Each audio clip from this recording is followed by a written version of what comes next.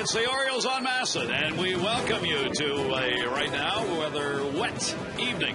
It's the Mariners and the Orioles, game 2 of this 3-game set. Grounds crew has been busy after what was a relatively nice day here in Baltimore with temperatures that were warm in the mid-70s. It has cooled off here tonight. The rain came at about 5 o'clock. And the teams did not get in full times on the field. Hi, everybody. We are awaiting, of course, the end of the rain and then hopefully take that tarp off. And about 7:25, as Jim said, is when we ought to be able to get this game underway. For the Orioles, they want to put up some numbers. It's about getting back out there and finding a way to win. For the Orioles in their wins and losses this year, it's been kind of an all-or-nothing division. You take a look at what they've done in the wins in that column on the left and the losses on the right. They are just so divergent. I mean, the games, even though there have been a lot of 1- and 2-run ball games, the numbers in the wins and losses simply are inescapably different. I mean, I don't know how you explain that, except the offense all seems to come for one game, and then it'll go away for 3 or 4 games, back for one game, and then disappears again. Yeah, and, you know, we could come up with all kinds of excuses, but at the end of the day, they're not hitting as well as they would like. They're not hitting as well as they expect. They're not hitting as well as we expect. So that translates into not a lot of offense. And that's why I really think Corey Patterson, we saw him in 2006 and 2007. He's got a rapport with Terry Crowley, hitting instructor. He's a speed guy. He actually can lead off. Back then you had Brian Roberts, so he hit second and he hit up in the lineup. But he's going to give them dimension they haven't had since Brian's been hurt. And we'll see if that sparks everybody else because, again, he can steal bases, he can get on, and he will help the ball club defensively in left field. And it will settle that lineup down at least a little bit, where Dave Tremblay is not having to move consistently people up and down the lineup as he juggles that number 1 spot. So we'll see how that goes. And for the Orioles tonight, they hope that the starting pitching, Jim, which generally has given them a chance to win these ball games, will continue. Yeah, I mean, they've had, quality starts in almost 50% of their games by a relatively young pitching staff. They hope that Brad Bergeson does exactly what he did in Minnesota, which is to sink the ball. He got away from the slider. He, of course, this last start, which sent him to AAA, he gave up 7 runs in about 2 2/3 innings out in Seattle. He was helped by a Miguel Tejada error. But the bottom line, he just wants to do what he wants to do. And then Ryan Roland Smith, who's another left-hander, he struggled in the middle innings. So, again, Bergeson pitches well, the bats come alive, and all of a sudden you get back on the winning track. All right, see if it's going to happen tonight. It is Wired Wednesday as well, and Jeremy Guthrie is the man who is wired, so we'll have a chance to listen in, some of it pregame, some of it during the ball game, as Jeremy Guthrie is on our Wired Wednesday. So we are in a rain delay. We are awaiting a 7:25 first pitch with any luck, and that done, we'll be able to play some baseball as the fans here will wait it out. What are you going to hear from Jeremy Guthrie? We're going to give you a little tease on that right now. We'll be right back. My playlist is just iTunes top 25. And then they rotate out. I get a new one in. Oh my gosh, I'm so in love. Find you.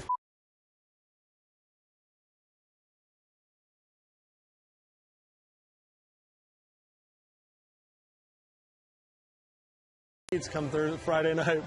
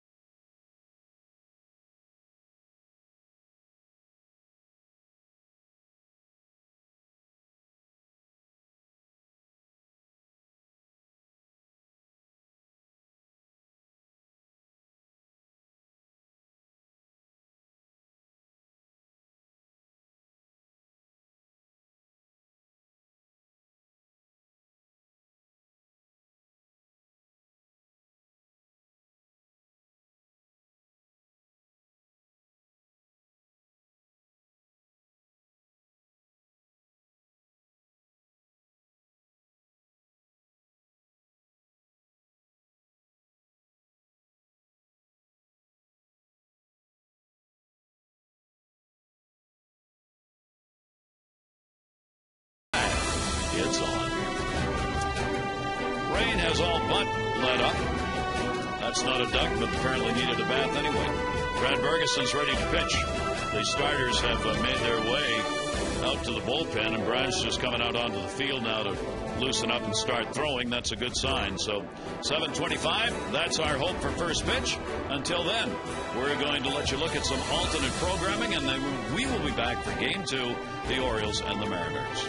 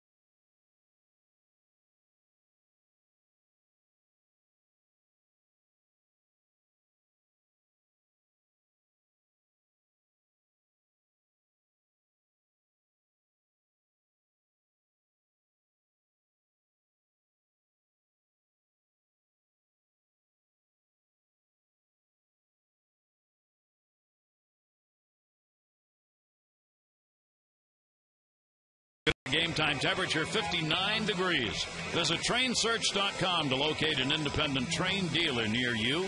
It's hard to stop a train. So we're going to see how Mother Nature treats us here tonight.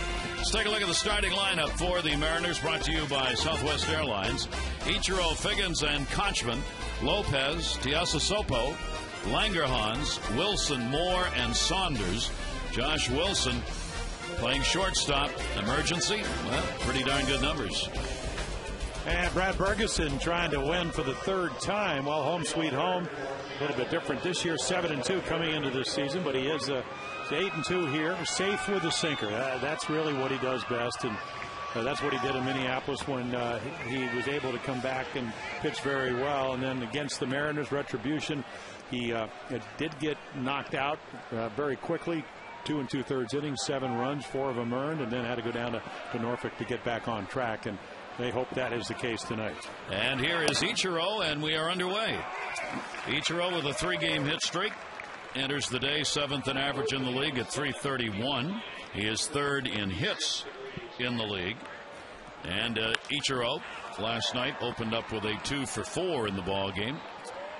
Now he continues against the Orioles to do what he has done throughout his career. The highest batting average against the Orioles in their history.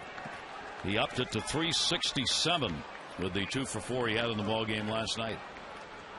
And Ichiro will take that one up high from Bergeson, and a 1-ball 2-strike count.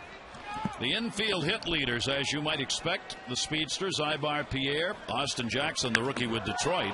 That one, Corey Patterson, welcome back.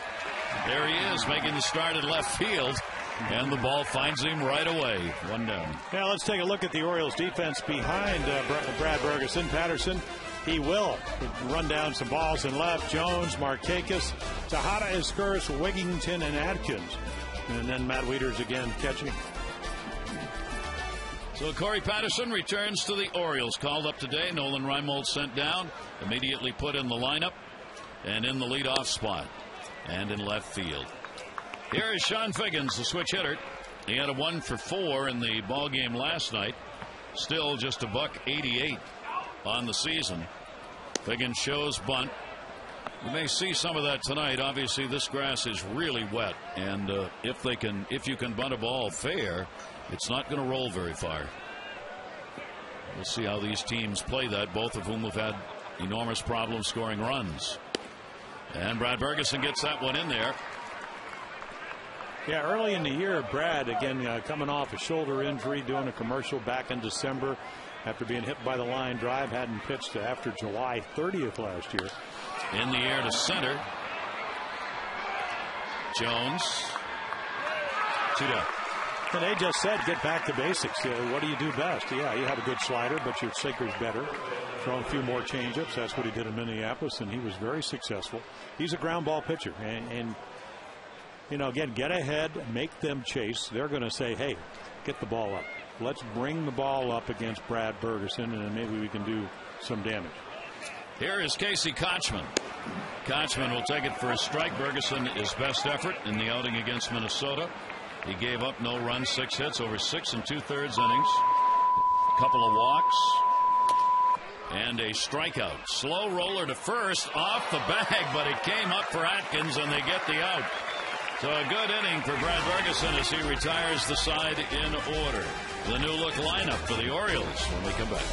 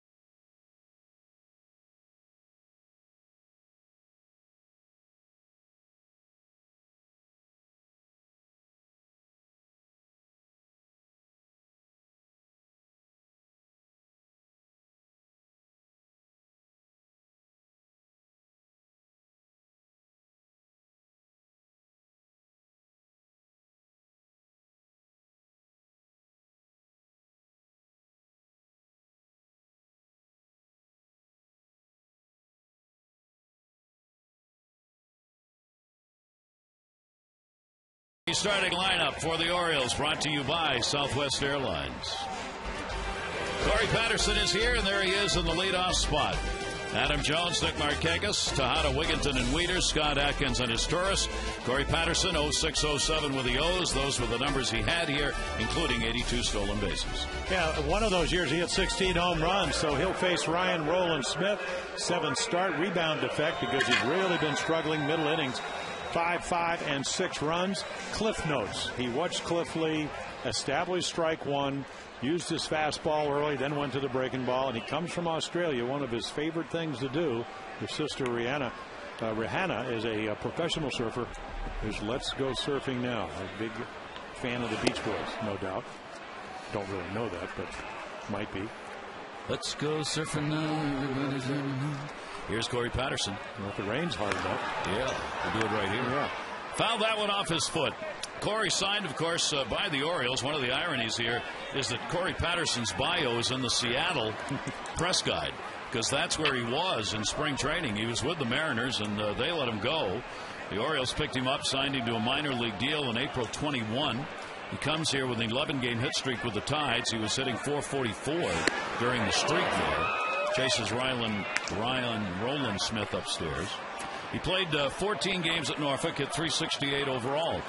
And here he is to fill in that leadoff spot that the Orioles have so desperately tried to find someone to do. 1-2 delivery, and he'll start it out with a bloop base hit. Right on. Foul ball. Sorry. Yeah, not by much. Angel Hernandez calling it foul. Looked like it had caught some of the line. Not so. He's got a better view. Yeah, I'm not sure that bat is intact.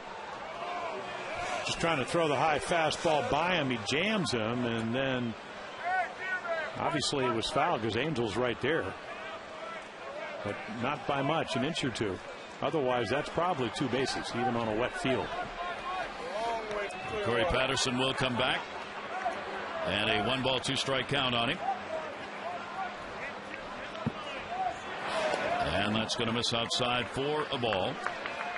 Well, Rowland-Smith, I guess we should call him Ryan Rowland-Smith, because that's his real name. But Rowland-Smith, he's got 4 pitches. And you're seeing a high heater, 4 out of the last 5 pitches. And got a curveball, he's got a changeup, he's got a slider. So he's got all 4 pitches. It just seems like in the middle innings, and of course he is pitching for his job because he's been struggling. It just doesn't do well. 3-2 delivery down to first base, gobbled up by Kochman. Smith gets over there to cover, and you see how fast Patterson is as he made a real play out of that one. 1 away. Patterson retired. Adam Jones back in the number 2 spot that he is more accustomed to, and says he feels very comfortable, and felt last night as though he hit the ball hard 4 times up. He's got a 4-game hit streak. 333 during the streak in RBI. He had it 1 for 4 in the ball game last night. Yeah, he got robbed by Josh Wilson at shortstop. Otherwise, that would have been the second hit. And then he hit a cutter, a hard slider off of Cliff Lee right at Ichiro in right field. So 3 quality at bats. And obviously, you'd like to get more to show for it. But again, the hit streak, the average coming up. It looks to me maybe not trying to hit home runs, just they'll come. He's hitting just 114 off the left-handers. One of the reasons the Orioles have struggled against the lefties. And a ground ball to short. Wilson, Josh, and Jones is retired, and there are 2 down. Take a look at the Mariners defense behind Smith tonight. Saunders Langerhans. He moves over from the DH spot. Ichiro in right field. Tuyo Sopo at third base. He just gets called up because Jack Wilson, the shortstop, is on the DL. Josh Wilson plays short. Figgins, Kochman, who's now gone 213 games without an error, and then more behind the plate. And Nick Markakis will stand in. He takes it for a strike. Nick hitting the left-handers, 349 off southpaws. 2 down, nobody on. Markakis down low. The Orioles have had their problems against the left-handers. You see the record. The team average is 5th best in the American League against lefties, but has not resulted in wins. Lugo, Markakis, Tejada, and Reimold sent down today the best numbers against left-handers. 1-1 delivery, and that'll be foul back, and a 1-ball, 2-strike count. Yeah, it'll be interesting as they progress, and of course, I guess you get a pretty good idea with Corey Patterson called up playing against the lefties. And you do have Lou Montañez, but he's been slumping on the bench, 4 for his last 35. You would think again he would be a guy that would play against lefties, but Patterson hits, he will play. Markakis towards the hole, and Kochman couldn't get it. That ball was actually pretty close to him, but he may have had a problem trying to get that first move on that wet dirt as he just kind of fell. Yeah, I think you're going to see a lot of guys, and again, I mean, that's almost like step and a half and a dive, and again, over 213 games without an error. Very adept at usually catching those balls. And Nichols say that's fine. I mean, he came in hitting, 349 against left-handers. That number goes up. And here's Miguel Tejada, so the Orioles get the base hit. First hit of the ball game. Tejada had a 1 for 4 in the ball game last night. He goes to short. They've got a force play at second base. Wilson to Figgins. No runs, 1 hit, no errors, and 1 left on base. 1 complete in a drizzle.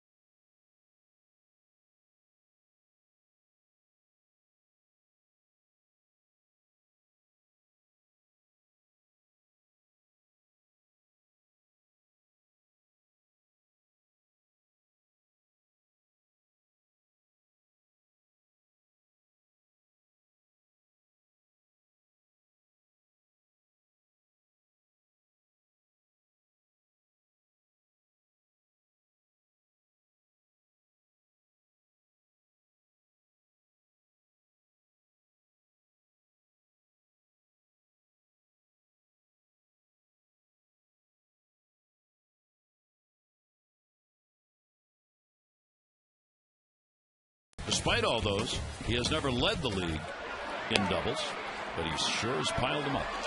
Yeah, he usually does it in hits, though. 5 times, and I think he tied another time, so that's six times out of 9 years. And he's 3rd in hits right now. That one grounded down to 3rd. Miguel Tejada on the Lopez ground ball. And Jose Lopez, the designated hitter, is retired. 1 away here in the 2nd inning. Brad Bergeson, that's the kind of out he wants to see. Well, power hitter, get him to, a very aggressive power hitter, get him to hit the first pitch. Tuasa Sopo will stand in. He was just called up today as they have put Jack Wilson on the DL. He was not playing, and they were hoping they were not going to have to put him on, but made the decision today that they could not play shorthanded. So Jack Wilson on the DL, hamstring problem. It's actually a little muscle behind the back of his knee. And Tuasa Sopo called up. He's been here at the major league level this season before. In fact, he was up because previously Wilson was hurt. Now Wilson's hurt again, and he's back up. Well, he had a very good spring. He can play all over. And I like his bat. First time he's played at third base this season. That's where he is tonight. This is also a very juggled lineup for Don Wakamatsu in Seattle. Much like the Orioles, Dave Tremblay has had to move his lineup around. So has Wakamatsu, with all of the comings and goings. 1-2 delivery on the way, and the fastball is going to be up high. 2-ball, 2-strike count. Yeah, Milton Bradley, of course, they got him from the Cubs, and they thought he'd be a guy that could hit some home runs, on base percentage, switch hitter. And that has not been the case on the restricted league. Asked to be. Yep. let out for a while. Working on the emotional part of his game. And Eric Burns was here, and now he's gone. He got released. Ken Griffey Jr. not playing tonight after playing last night. Yeah. They've had interesting days. 2-2 to third again, and that's going to be on Hen. Can't handle that one. Yeah, it's probably going to be an error because it's hit right at him. And again, I was talking to Miguel today. I said he feel a little more comfortable, but you can see right there again the read so important to third base because it's a reflex position. You got to come in, and once you get caught in no man's land, you can see he didn't come in, didn't go back. And again, you kind of expect this because you just haven't played a lot of third base. So it's just a totally different position. He will be charged with the error. Miguel Tejada, error number 6. Orioles lead the league in unearned runs surrendered. See if this happens here to Bergeson. One down. Here's Langerhans. Langerhans delivered the long ball last night. Yeah, the first run for the Mariners, the first to 5, and 2-1 fastball, and really is not usually going to beat you. As it turned out, they would get another run in the 5th, and then 3 in the 6th off of David Hernandez. Ferguson's delivery's inside. Wieters a nice stop to hold that runner at first base. Well, it's funny. I was talking to Ty Wigginton about how wet it was last night. He said, I always look at the catcher's cleats because they're right where it's really muddy. So he said if they're all kind of mucked up, there you go. It's wet. My guess is it's wet. What do you think? And normally, most grounds crew, they put the turfus where the pitching mound is at home plate, even sometimes where the each position is. Or if it really rains, then they'll just go kind of resurface the whole infield because you're going to have this constant rain, and that's that white granular stuff that seems to absorb. And you can see that little rubber thing behind Brad Bergeson. That's where you go and clean your spikes. Runner goes. Langerhans hits it to left field. That's going to fall in for a base hit. Tuiasosopo is going to have to stop at second. Langerhans is on. 2 on and 1 away. On Sunday, Baltimore's hottest address is back. The return of 2110 Utah Street, presented by Home Savings of America and Southwest Airlines. For one low price, fans get the reserved Utah Street bleacher seat, an exclusive 2110 Utah Street t-shirt, special promotions, prizes, and more. Limited space, 888-848-BIRD, or go to Orioles.com. So Bergeson in the jam here in the second with only 1 away. Here is Josh Wilson, who had a 2 for 3 in the ball game last night. Wilson getting the work in at shortstop while Jack Wilson is on the DL, and you can see 6 for 17. Not unusual for players coming up in the first few starts. With the adrenaline and opposing teams not knowing much about them, they do pretty well. Chance here for a couple. There's one. The relay over to first, and got him. As Torres to Wigginton to Atkins gets him out of the inning. No runs, 1 hit, 1 error, and 1 left.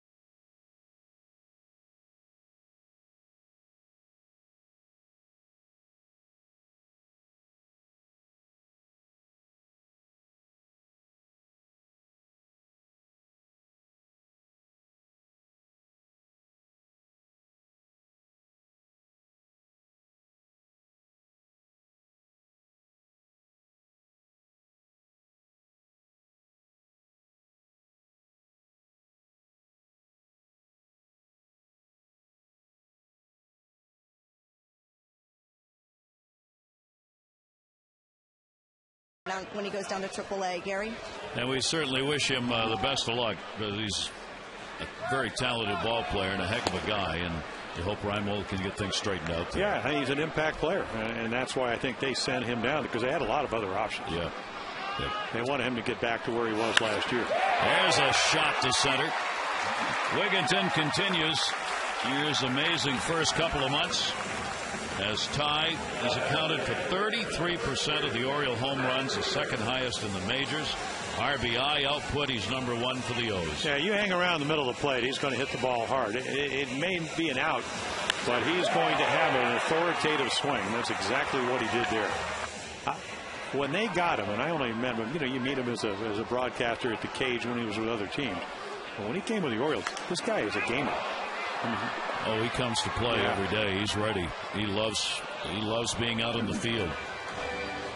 In that sense, he reminds me a lot of Dustin Pedroia. Can't be at the ballpark long enough or early enough or late enough. He wants to play. And I know you noticed it. Did you see how he completed that double play to get Bergerson after the Tejada error out of the inning?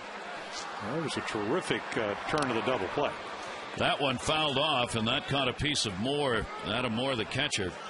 And he's looking at that bare hand, and you never want to see a catcher doing that.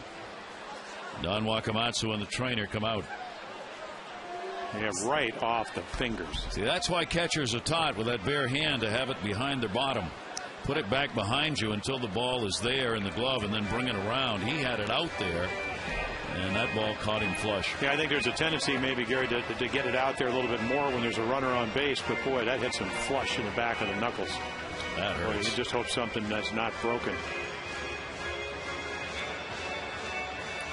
And you know that Matt Wieters has got some compassion because he knows how it feels. Question whether or not he can throw the baseball, and Johnson getting ready to start it in the game last night, so they're going to give him a chance here to just see if he can still grip the baseball and throw it. Well, the one thing about Ryan Rowland Smith, he had 16 pickoffs in 2008. You don't want to stray too far off, and that tied for the major league record that year. So he's got a good move. So he would think he would, unless you go on his first move, he's going to try to control the running game. So on a cold night, that's going to hurt even more because it's not going to stay loose and warm. Runner on is Wigginton. Wieters with a 4-game hit streak, 2-strike count on him. Wieters puts that one down the line. That's going to be a foul ball. Just kind of laid the bat on that one and a little bit too far out in front. So the Orioles will try and get on here in the second inning, get to Ryan Rowland Smith. He has really struggled. There you see the numbers, runners on and bases empty, distinctively different from that. One of the reasons he's had problems picking up RBIs. He's only had a couple of RBIs in his last 31 at-bats over 9 games. Throw over, and there's that move. And even with Wigginton close to the base, he almost was frozen by that. Yeah, you don't want to take a big lead, and I'm sure that, well, I'm not sure, but I would assume that they know about his move. 2-strike delivery again. That's going to be outside. Smith has surrendered an ERA of 8.22 in his last 3 starts, and over those games opponents hitting .297. That was against Tampa Bay, Kansas City, and the White Sox. He does not have a win. Breaking ball, and he got him. Throttle back on the off-speed pitch. Yeah, fastball in the 90s and then the 71-mile-per-hour curveball, and not only does he throw it, I mean, there it is. I mean, that's about as good as you can throw the overhand curveball. And so what do we think? Maybe not 12-6. I heard you guys talking about it in Minnesota. 11:30. Yeah, 11:30. Oh, I don't know. It was a good change. I mean, that was a changeup, really, right? I mean, it's more about the speed than it was the break. Pretty good pitch. Here's Luke Scott, 1 down. That one towards second base. Sean Figgins, what a play. Relay to first, hit the runner in the face or hand. Oh, boy. Well, again, you know, how do you get a runner down? You kind of low bridge him. And of course, Wigginton, what he's trying to do, and you hope he's not hurt, he's trying to break up the double play. Oh, it gets his right hand. So he's just throwing his arms up. That's normally when you slide feet first, your arms do go up in the air. He ran directly to the clubhouse with a trainer behind him.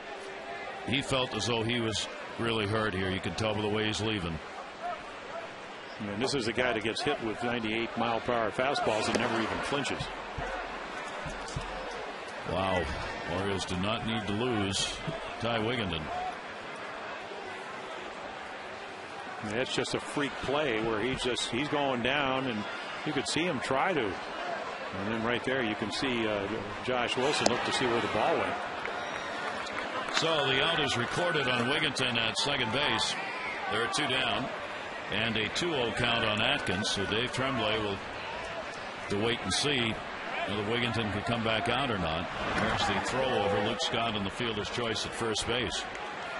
Garrett Atkins up. There's Wigginton right there. Flexing the right hand.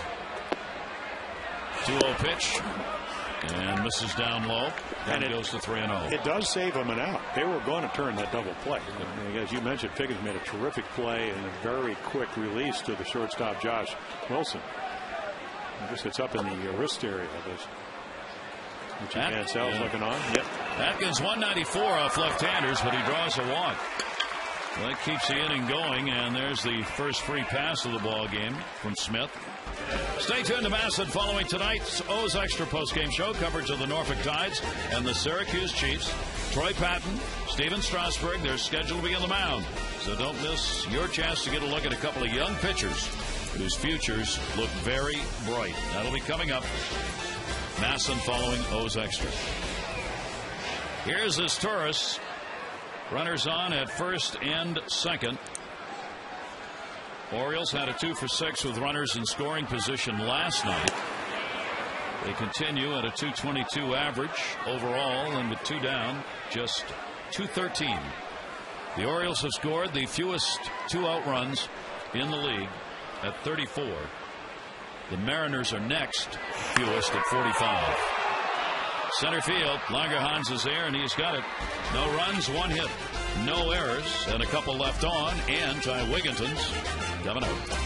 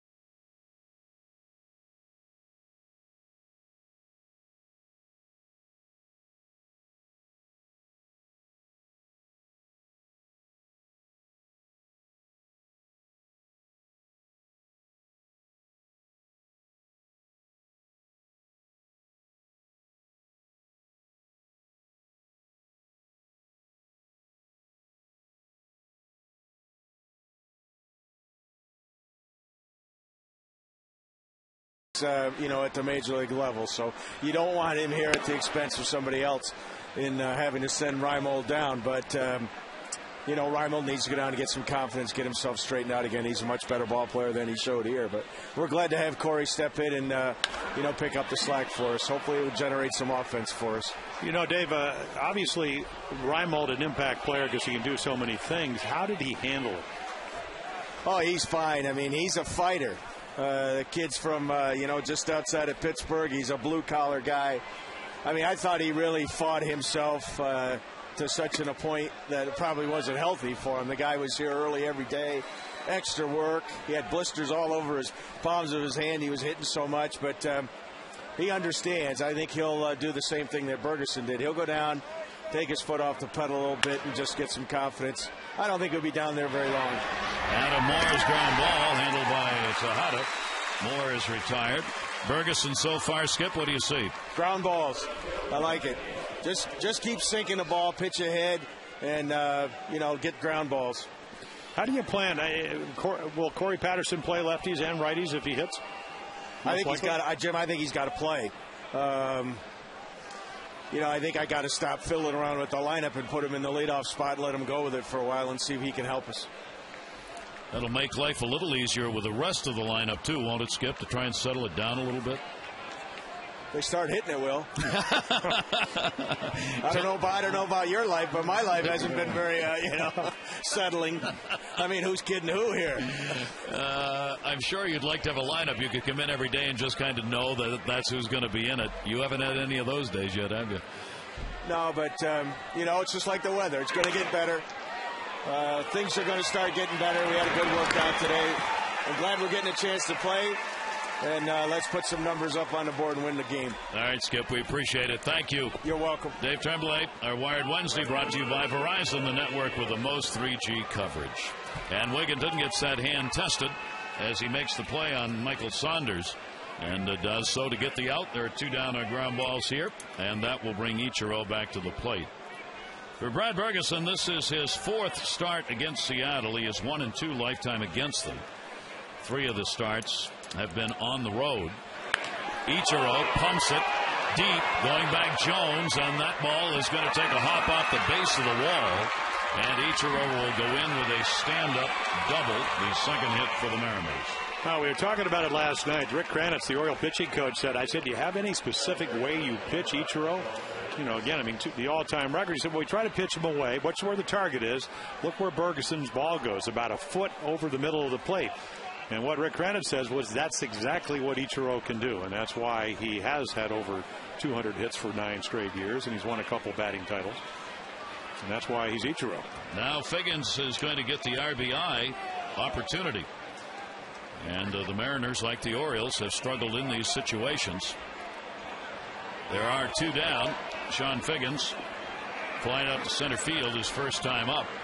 Average 186, 2nd in the league in walks, so he's taken a lot of pitches, but just has not been able to get the bat going. Figgins, 4 for 23. That's a 174 average with runners in scoring position. He's got one out there in Ichiro, who can fly, and there are 2 down anyway, so he'll be going. There's a strike from Bergeson, 1-1. There are the numbers. With 2 outs this season, that 208 batting average, 2nd worst in the American League. Came inside to him that time and missed 2-1. Well, it tells you again. You know, they had Bradley. They re-signed or they signed Figgins as a free agent out of Anaheim. And how do you go 9 for 75? It's just hard to imagine because he's a much better player than that. That came off the plate. It's a fair ball. Bergeson guns it and gets him. So Figgins retired. So are the M's. No runs, 1 hit, no errors, 1 left on base, 2.5 done, no scored.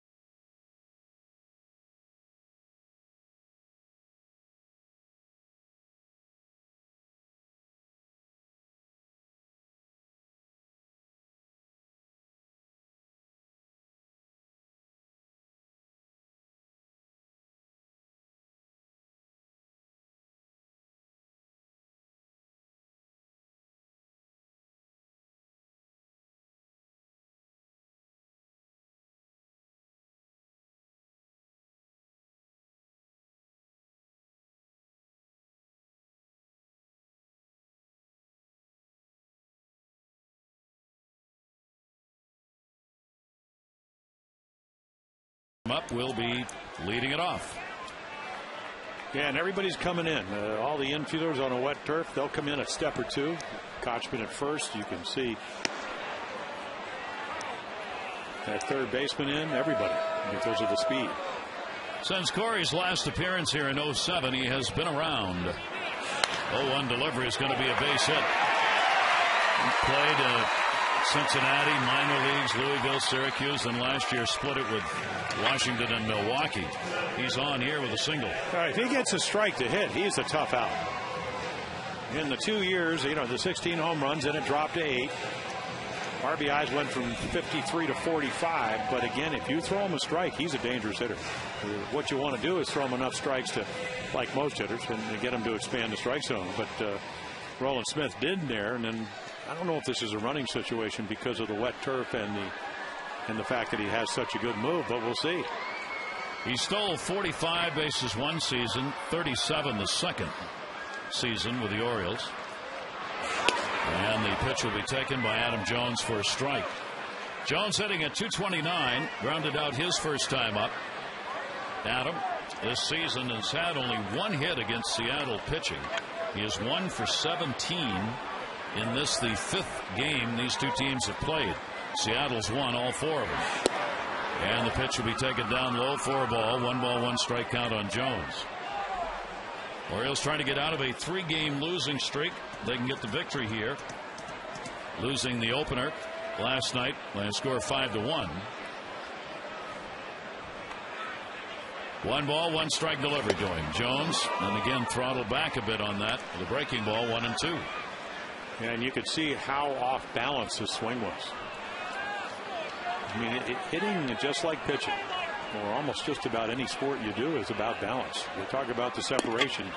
Hands go back, front foot gets down. And there's just a rhythm to hitting. It slows the ball down. Came back with a fastball. That's going to be a base hit. He was sitting on that one. Saunders will get it in, and the Orioles have the first 2 on here in the 3rd inning. Make your plans now for the first fireworks night of the season. It's Friday against the Indians. Stick around after the game. A great fireworks display. It's AT&T Student Night. Every Friday is. Left field upper reserve seats, $6 with a valid school ID. 888-848-BIRD, Orioles.com. Fireworks Friday. So the Orioles with 2 singles here in the 3rd set the stage for Nick Markakis. Yeah, the Orioles' best hitter with runners in scoring position. You can see already a single in the 1st inning, hit it between 1st and 2nd. He's hitting .310 overall. Only 3 RBIs in the last 9 games for Nick. And he chased one upstairs and inside for a strike. And you rarely ever see him do that. We didn't see a lot of that last night, even though Cliff Lee pitched very well for the M's. Great speed on the base paths, Patterson and Jones. 27-year-old left-hander with an 0-1 count. Markakis takes it, and that's a strike. Yeah, what we saw from Cliff Lee last night was anywhere from 91 to 96. So again, maybe not the velocity on the fastball, probably not the command.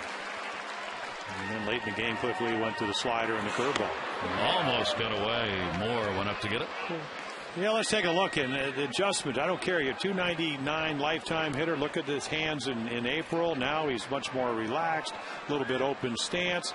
Look how firm the front leg is. I mean, that's just one of those classic swings. So, something he's done. And got him on another pitch up. So Markakis goes down swinging. That is the second strikeout. Smith does not strike out many. He's only got 13 Ks. Yeah, I'm not sure he threw him a strike in that sequence. And again, the load, but he just chases a slider that I think he thought would come down into the zone. It doesn't.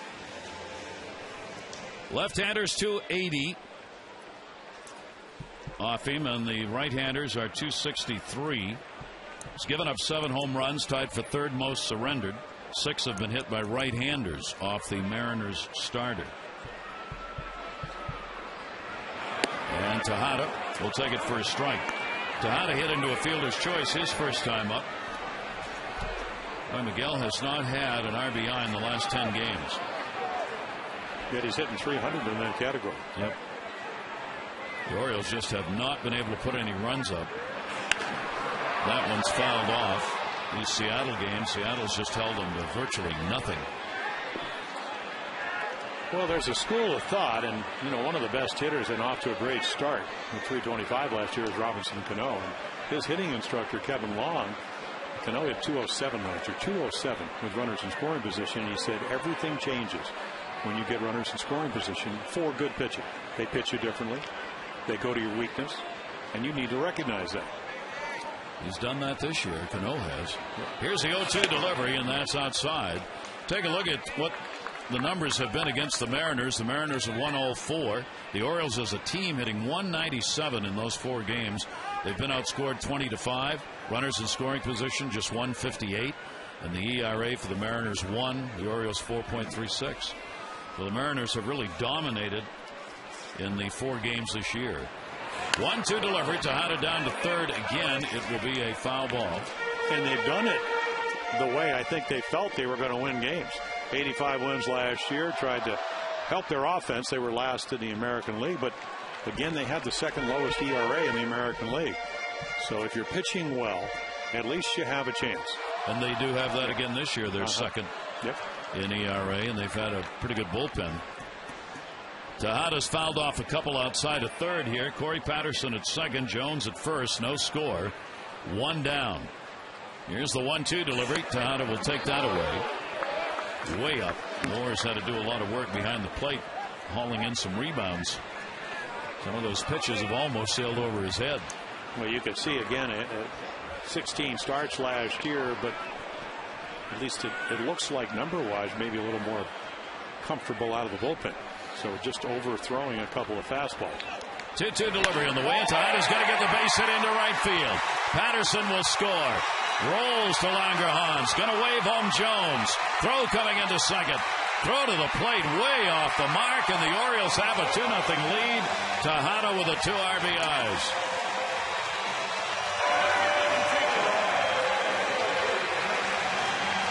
Well, he's not going to walk. Nolan's got 5 walks and 115 at bats now, so he just hangs a changeup. Watch this ball. The glove is down, the ball is up, and a great result out of the strike zone. And he just finds the gap in right center. And by the time they get to it, 2 runs have scored. So the Orioles get on the board first, as Miguel Tejada will be credited with RBIs 14 and 15. Ty Wigginton is the team leader in that department with 20. Jerry Adair will head out. Pitching coach. Have a word with Roland Smith. We said Smith has not had a good season so far in the starts, and Ian Snell's already up in the bullpen. He made 16 starts last year with a 3.74 ERA, but his ERA coming into this game is 6.21. This is the 7th start he's made this year. And Snell was one of the starters early on. So again, I mean, there is some pressure that if he doesn't pitch well, he will go back to the bullpen. They don't have a lefty in the bullpen. Ty Wigginton on a breaking ball inside to him. Ty Wigginton staying in the ball game after this. Yeah, breaking up the double play and didn't mean to do it with his right hand, but he throws it up when he goes into the slide. He singled to get on base in that inning. Another breaking ball will miss inside. Still only 1 away. Tejada's on at second. They put a little shift on Wigginton as they move Figgins over almost behind the bag. Shift the other way like we usually see against left-handers. The outfield is pretty much straight away. And the pitch will be taken for a strike. 2-1. Wigginton gets another RBI chance right here. Orioles trying to have a big inning with only 1 out. Tejada the lead. Wigginton takes it, and all 3 of those off-speed pitches have missed. 3-1. Yeah, just like the changeup Tejada was up, he keeps cutting his changeup. So again, not very good location with it, and don't think that Don Wakamatsu doesn't understand that. 3-1 delivery and a towering fly ball to center. Langerhans making his first start in center field, puts it away. He'll gun it in, and Tejada's got to stay. Wigginton retired. There are 2 down.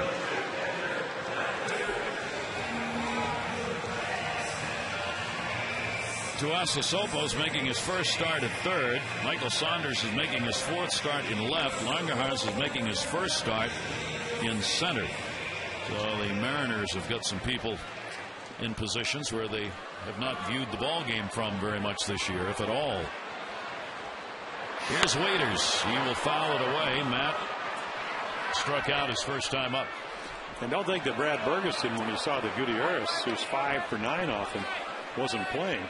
You don't get your pom-poms out, but you recognize that a guy that you've had a little trouble getting out is taking the night off. And Gutierrez had back spasms today, so he's not playing. Otherwise, he'd be in there. Can be helpful. 1 ball, 1 strike count. Gutierrez, their number 1 offensive threat right now. Orioles with a 1 for 4 so far. They've got Tejada out there. Waiters to center field. Langerhans coming, not going to get it. Here comes Tejada. Here's the throw by Langerhans. It's there, and he is out.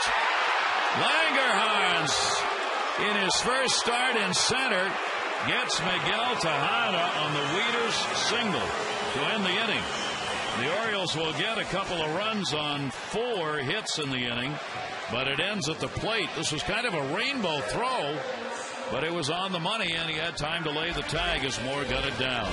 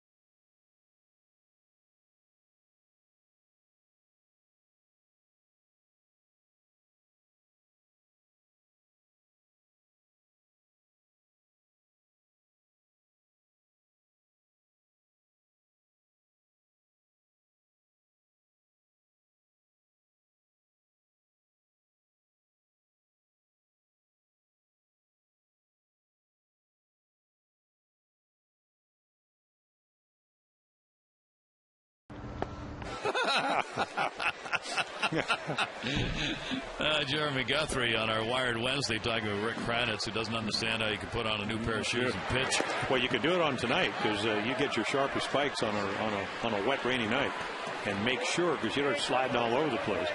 Well, it's raining. It has been raining the entire game. It's a drizzle. And we are going to the 4th inning. Orioles have the lead, 2-6-1 over the Mariners, 0-1-0. Ferguson has given up a double to Ichiro, and that's been it. Casey Kochman 0 for his last 13. Kochman takes it outside. He's struggling, 192. Yeah, he had a home run, though, in the Ferguson start up in Seattle.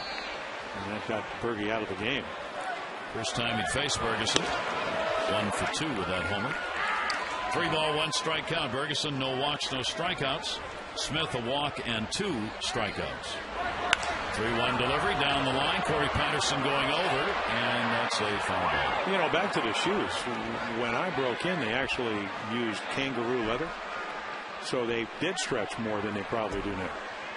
But they don't break them in. Now, gloves are broken in more so, at least some gloves, than they used to be. You know, used to have to softer. Right? Yeah, much softer. So more malleable and easier to get into game shape. But I don't know about the shoes. Just, you got to tape your toes anyway, because, if the shoe stops and the foot slides a little bit. 3-2 delivery on the way, and he was protected on that one and fouls it off. Well, they got some of the materials almost like plastic in some of the shoes. Well, it looks like that. Feels like. Yeah.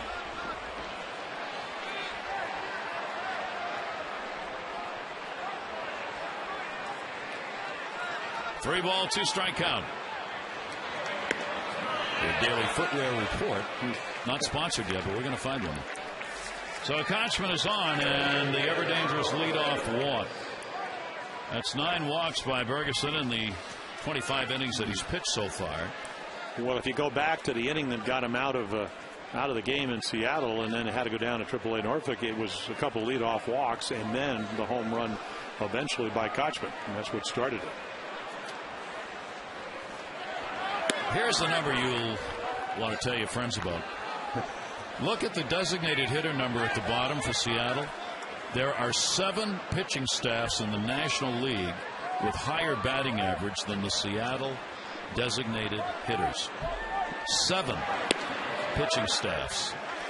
In fact, there's one staff that has a better DH average than the Orioles do. I couldn't believe that. Well, that's why they're last in runs. It's just, that's amazing. Lonzo Powell just named the new hitting instructor. They've gotten 8 and 5 runs in his 2 games. As the punch for a base hit right where he wanted it. Lopez gets out of an 0 for 8 with a single, and now 2 on for Seattle with nobody out. And you know that Rick Kranitz, the pitching coach, is cringing a little bit because what he did so well in Minnesota was sink the ball. And right there, the book on Lopez, better fastball hitter than a slider hitter. But what's your strength? And your strength is the sinker. So he throws him a slider, again going to the report and maybe getting away from what he does best. And he had a nice at bat. The ball was up and he just took it to right field. So now a threat again for Seattle.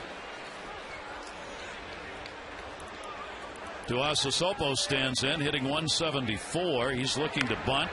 Drops a good one. Wieters makes the play. That's a sacrifice and will move the runners to second and third.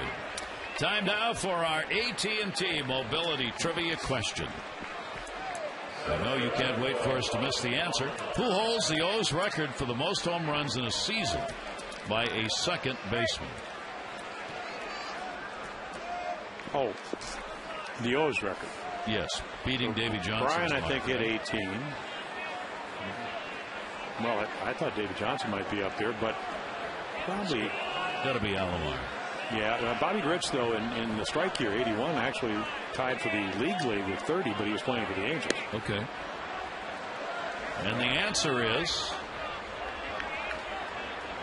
Robbie Alomar, 1996. Yeah.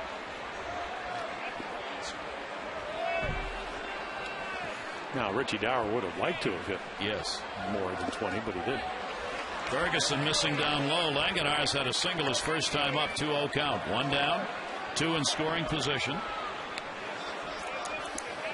And the reason they bunted, of course, they get back into the game. They're struggling for runs, but Don Wakamatsu knows they're going to play the infield back because of the 2-0 lead. So any ground ball is going to score a run.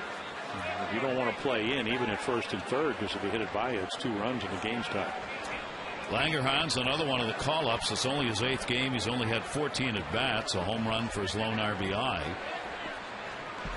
Here's the 2-0 delivery to him. Langerhans will take it inside, and Bergeson's behind on the count now, 3-0. Mariners with a couple of chances so far in the ball game have not been able to convert. Langerhans came up when Burns was let go. He's going to get the intentional pass. And the bases are loaded with 1 down. And Josh Wilson coming up. And Rick Kranitz heading out. I think this is really, okay, what do we want to do here? The last time Josh Wilson took a slider and bounced it to Sturz for a double play. But that was the pitch around right there. The minute they got 2-0, he threw him a 2-0 changeup to run the count to 3-0, and they'll take their chance with a guy that had some really good at-bats last night. In fact, he was one of the stars of the game. Great defensive plays, able to advance on a ball in the dirt. eventually score the 5th run. So with the Orioles on top 2-0, Seattle's best chance so far comes here in the 4th inning. And Wilson stands in with the bases loaded. 1 down. Fouls that one off himself at the plate for strike 1. Mariners have had 34 previous at-bats with the bases loaded. Josh Wilson's had one of those chances, picking up an RBI. Ferguson trying to work his way out of this now, looking for that ground ball and the double play if he can get it. Here's the 0-1 delivery. And Wilson down on the count, 0-2. Getting the feeling that Rick Kranitz came out, the Oriole pitching coach, and said, how about some sinkers? And those 2 balls, the bottom dropped out. And again, what do you want to do here? You want him to hit it on the ground at one of your guys. Kochman got the walk. He's at third base. Single Lopez. He's at first. The intentional pass. Langerhans. He's at first. 0-2 delivery. Wilson down to third. Miguel Tejada tagged the bag 1. Throw to first base. Off the mark. And the tag put on. Good play by Atkins. That saves a run. It is a double play as Tejada close enough. And then a wide high throw. But Atkins reaches back and gets it.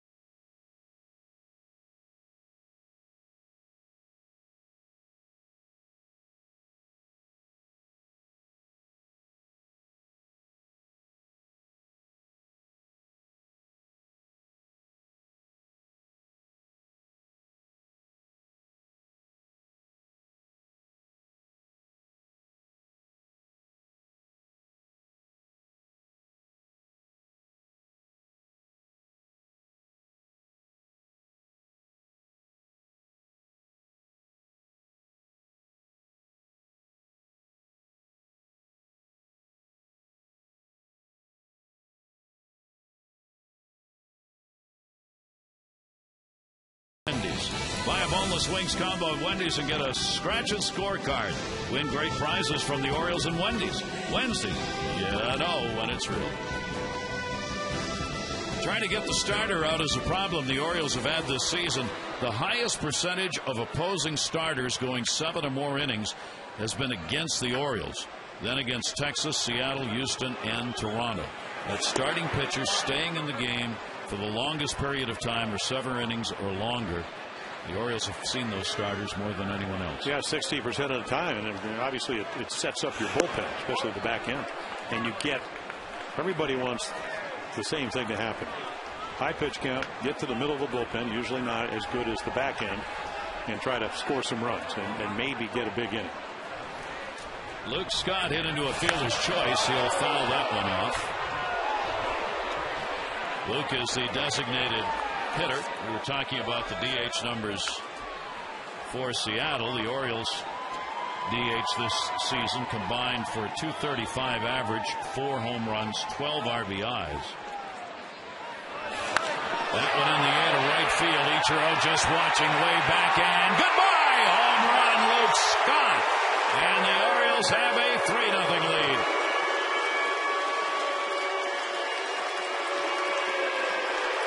Well, second in home runs to Ty Wigington. And of the 25 home runs he hit last year, 10 against left-handers. Really made an improvement. So with Reimold out, somebody's got to play, and it's Luke Scott. Sharply hit ball the first time.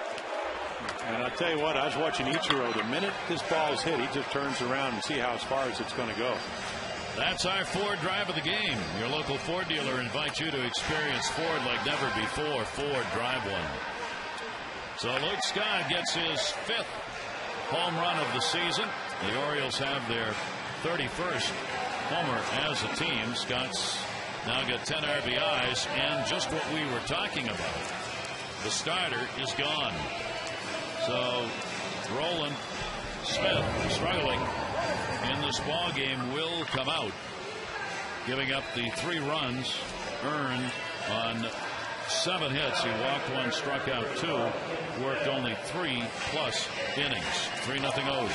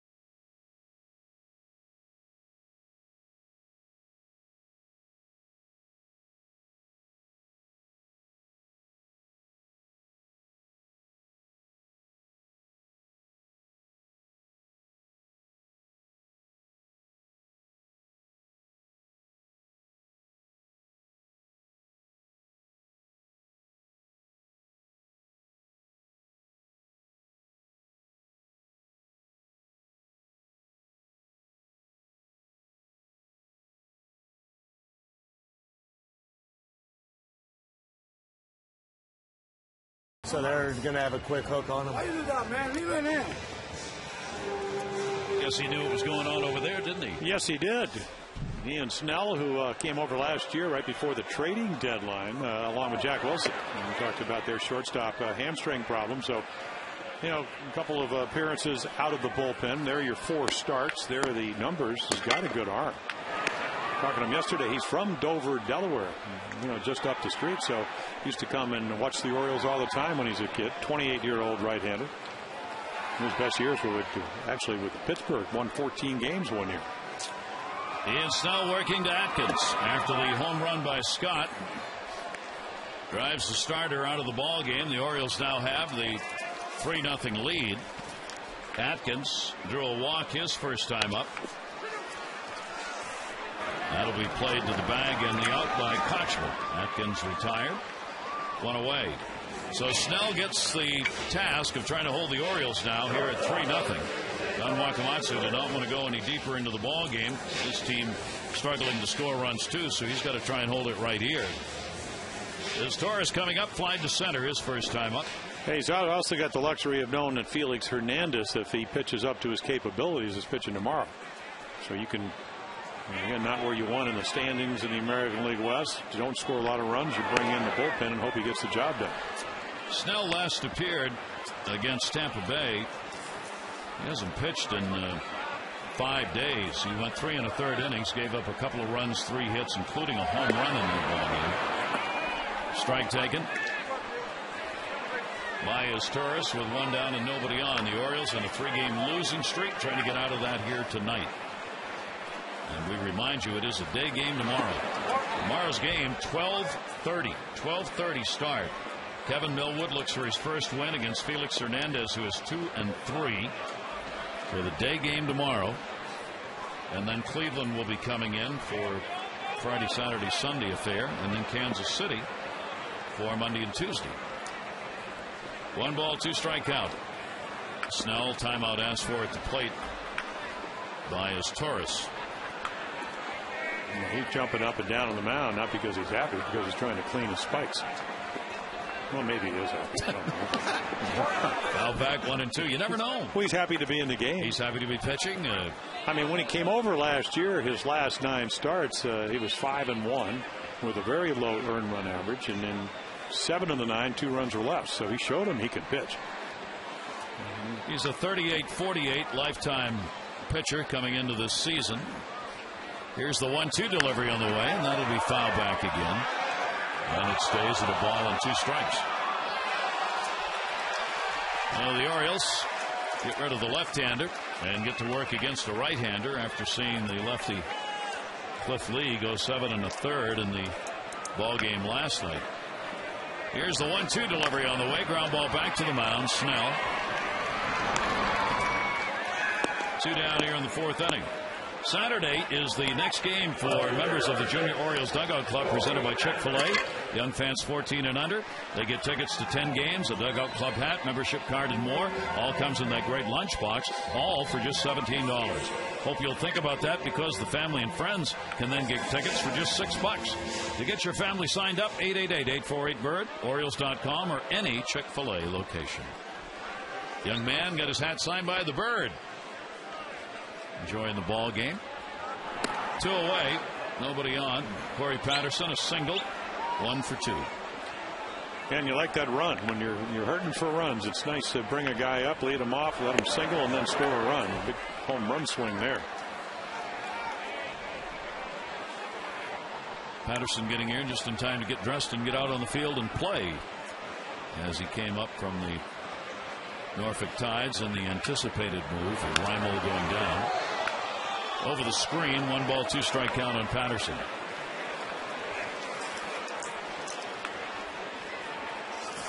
So it's a big chance. I mean, here's somebody let go by the team he's playing against now, the Mariners. Signed to a minor league deal, gets a call up. Team that needs a leadoff batter and some thrust from the outfield. He'll chase that one up high. Snell will get the strikeout, but the Orioles get a run. Luke Scott led it off with his 5th home run of the season. It would knock out Roland Smith, the starter for Seattle, and give the Orioles a 3-0 lead.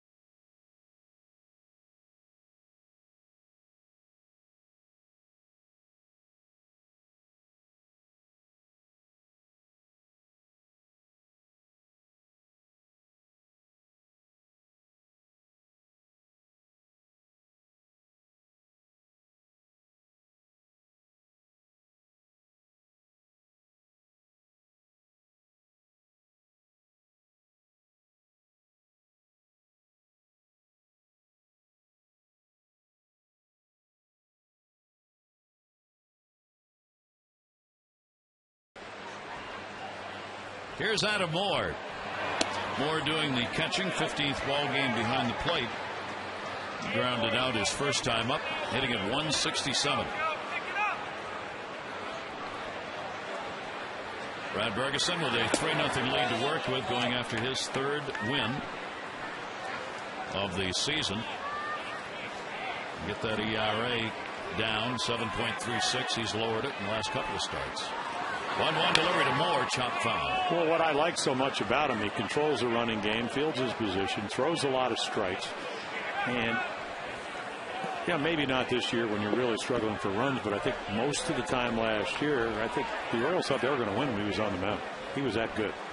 You know, pitches quickly, everything you want in a young pitcher. And as we've talked about, here's the 1-2. Chopper back to him. He had to get over that line drive that caught him in the chin, and I don't think there's any question mentally there was going to be some time needed to do that. Yeah, and then the commercial, and he strains his arm and then misses the first couple of weeks, and he has Dave Tremblay, the Oriole manager, talking about Nolan Reimold with the Achilles operation. After playing through it last year, it really set both of them back. And I think Berge tried to accelerate everything and didn't have the arm strength. Velocity was there, but command wasn't. Here's Michael Saunders trying to bunt. He's got good speed. That one, though, straight up in the air, and Reeders makes the play. A couple of quick outs here in the 5th inning. There are 2 down. Let's take a look at the upcoming schedule for the Orioles, presented by the Maryland State Highway Administration, who reminds you to click it or ticket. Wrap up of the series tomorrow, 12:30 game against Seattle. The Indians in Friday, Saturday nights, and Sunday afternoon. And then Kansas City will open up a 2-game set on Monday with a night game. Log on to MASNsports.com to win a Masson prize pack from Maryland State Highway Administration. And this is how you want to face Ichiro. 6 for 14 lifetime off of Brad Bergeson. He has doubled and flied out in the ball game. Ichiro now has a 4-game hit streak.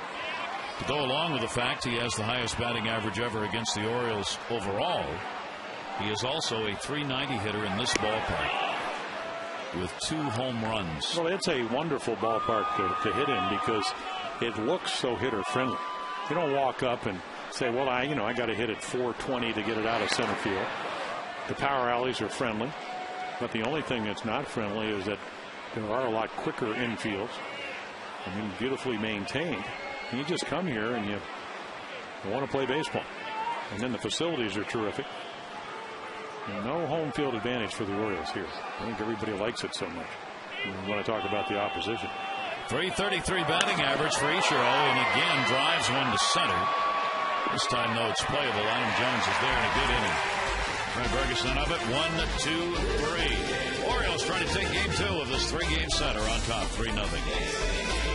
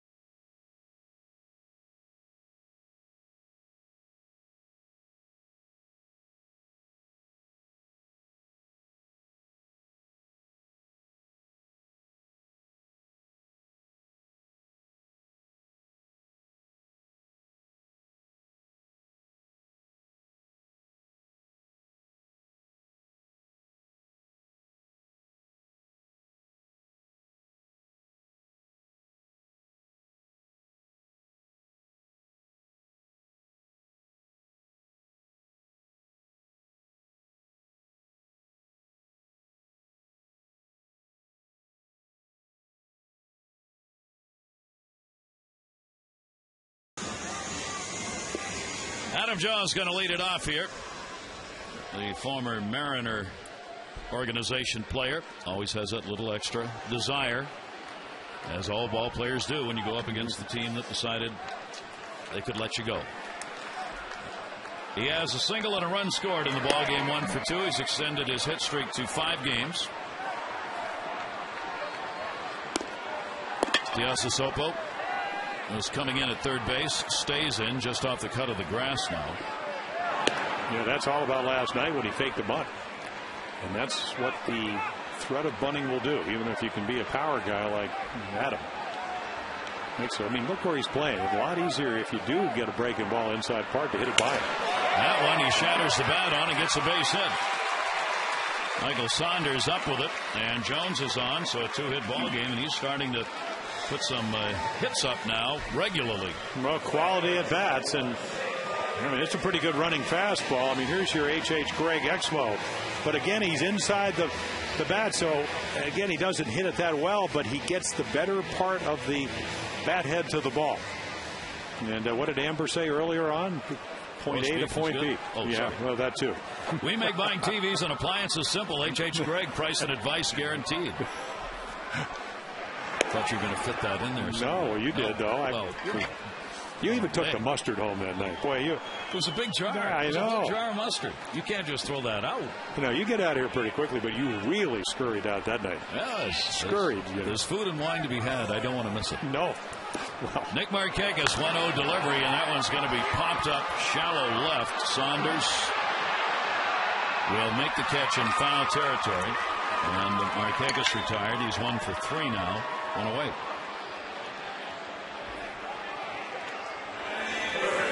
Miguel Tejada coming up. Big hit in the ball game, third inning, as he got a double and a couple of RBIs off it and put the Orioles up, and then Scott would add the home run in the fourth inning. Seattle's had some chances in the ball game. The Orioles, though, have responded with a couple of big double plays, doing what's been done to them so often.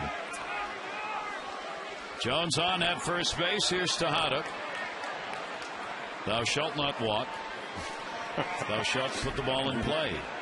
Rules by which Tejada lives by. Well, it really did. I mean, he walked 19 times last year and 653 at bats. Now, he did lead the National League in doubles and in multi-hit games. He had 199 hits. But he's not up there to walk. Never has been. Or strike out. No. I mean, only 6 strikeouts and 5 walks. And the rest of it's about hits. 7 doubles, 4 home runs, 15 RBIs. And he ended last year with a 21-game hit streak, hitting over 400, 33 for 81. So don't be surprised if he doesn't get hot again. I mean, real hot. Ian Snell's on the mound. Roland Smith, the starter, out of there. 3 runs, 7 hits over 3+ innings. Tejada waiting as Jones drawing the attention at first. And Tejada will foul that one off. Miss. Light rain, as you will, continues to fall here as it has for the entire game. Yeah, miserable. Same thing. Yeah, miserable conditions that would be made less miserable by getting a W. Trying to win their first are the O's against the Seattle team, which is 13-19. Seattle, though, is only 4.5 out of first. They gained a game with the win yesterday. Orioles 9-24, 14 behind. Another one and another souvenir. Remains at 2 strikes.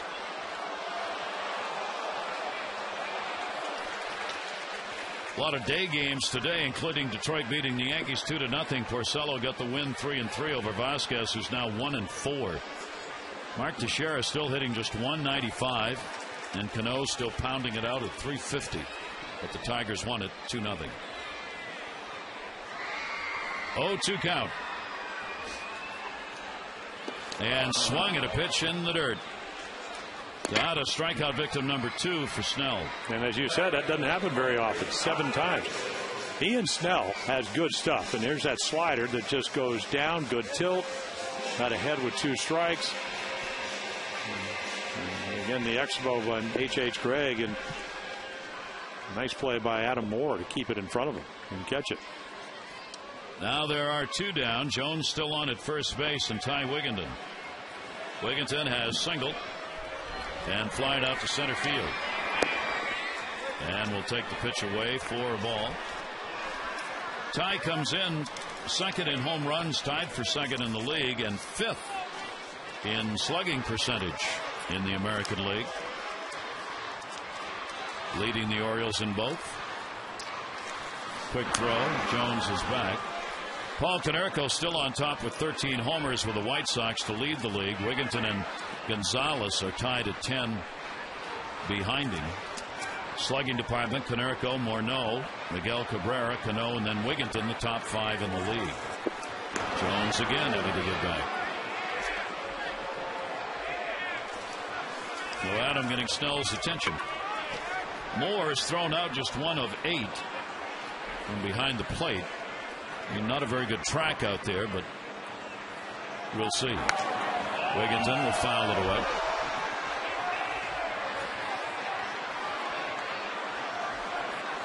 One ball, one strike count from Snell.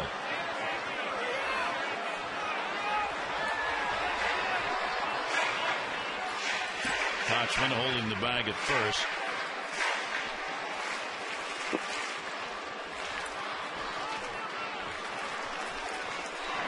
That one to third. Short hop off the chest.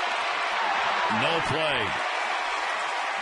Guasasopo, another one of those short hops in between, and he played it off the chest with no play anywhere. Well, as you mentioned, again, playing third base for the first time. So he does come in, and then he tries to knock it down, play it in front of him. But when you pump iron, well-built young man, the ball doesn't softly come off your chest. It ricochets away from him. That's how you got to play. I tell you, nobody did it better than Brooks as far as knocking balls down in front of him, and then he would just kind of have that hover over him and then pounce on him and throw you out. That will be an error charged. So the Orioles get a break and extend the inning. They have runners on at first and second, and Matt Wieters, who delivered a single his first time up. The Orioles with a 3-0 lead here in the 5th inning and a chance to extend it. Wieters turns around now after facing the lefty. For Wieters, he's hitting .268 right-handed and .289 left. 3 of the 4 home runs have been hit from this side of the plate. Jones a single. Wigginton on the error.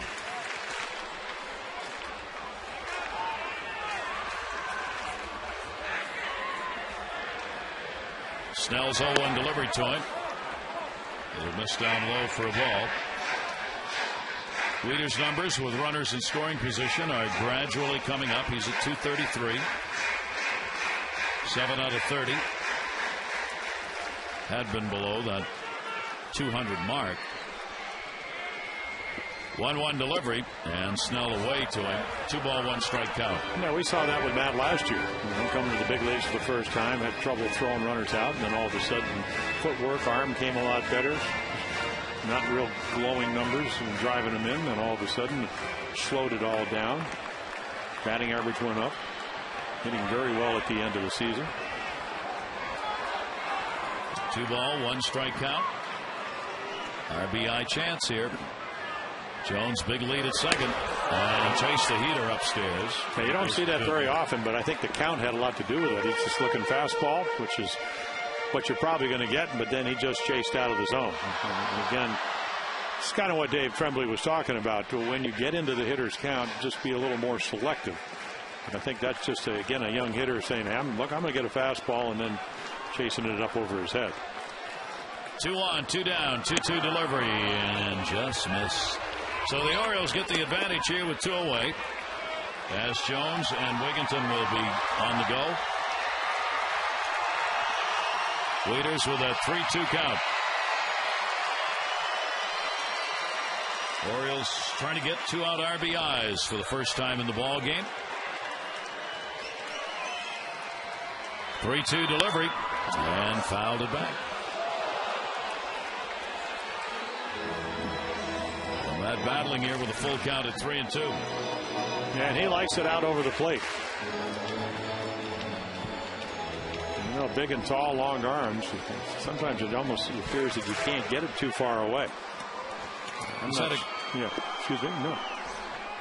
Just talking about how I know Snell would love to go up and in, but I'm not sure. He hadn't thrown 1 ball into a lefty yet. Now with a couple RBIs in the last 10 ball games. 3-2 runners going. That one to short. Wilson had to go the other way.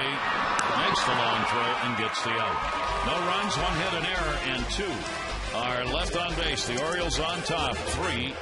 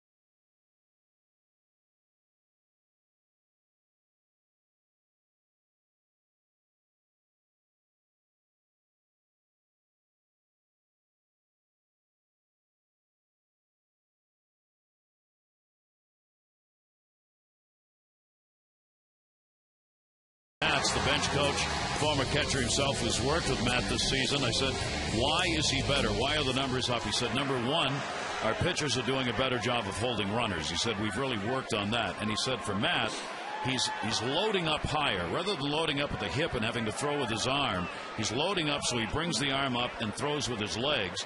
He said he also is anticipating better. He said, you can't throw a runner out if you're flat behind the plate.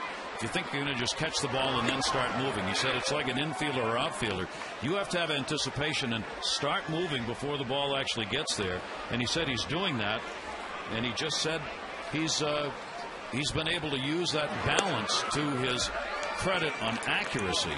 And that's largely because of the first two things that have given him better balance behind the plate. So Jeff Datt said, still work being done on that, but he is better. And most important is the timing. That one goes to short. Historis is going to backhand down a long throw. Good play to get Figgins. Yeah, not a lot of time to dally right there.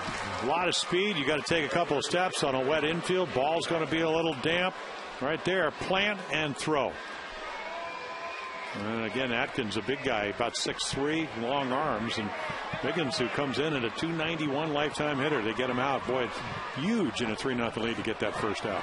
Ichiro the double, and then Lopez and Langerhans the base hits.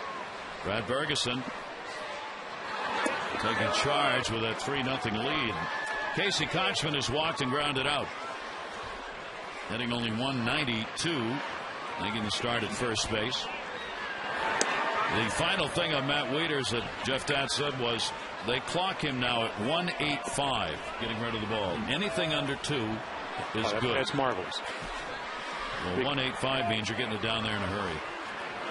Well, what they're trying to do, the formula, I don't know, probably 10, 12 years ago, was that if a runner could get from first base after he takes his lead to second base, like, 1.3 second, you better have a catcher that can throw around there. Everybody can steal. Yeah. Atkins will go to the bag. Kochman's retired. And 2 down here in the 6th. Join Orioles Reach on the Maryland Food Bank 24th Annual Orioles Food Drive, June 4, 5, and 6. You can bring donations, non-perishable food items to the park that weekend. Also a virtual food drive at mdfoodbank.org/Orioles. And there you can enter to win tickets as well. This goes to the soup kitchens, food pantries, emergency shelters throughout Maryland. For information, marylandfoodbank.org/Orioles or 888-848-BIRD. That's June 4, 5, and 6. Ferguson's had some very efficient innings in this ball game. Well, he's got 68 pitches. I don't want to jinx him. Okay. But Lopez took the first pitch. And knocks that one up to right. Nick Markakis underneath it. And that's 7 in a row retired by Brad Bergeson after win number 3. And the Orioles on top 3-0.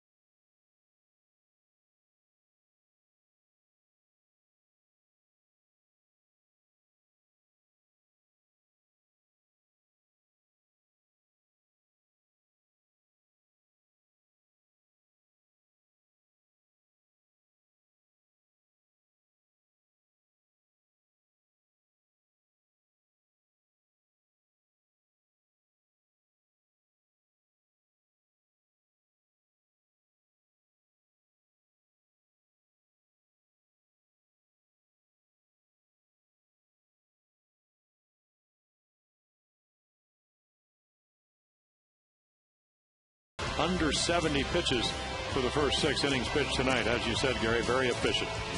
We go to the bottom half, and Luke Scott delivered a home run that drove Smith out of the ball game.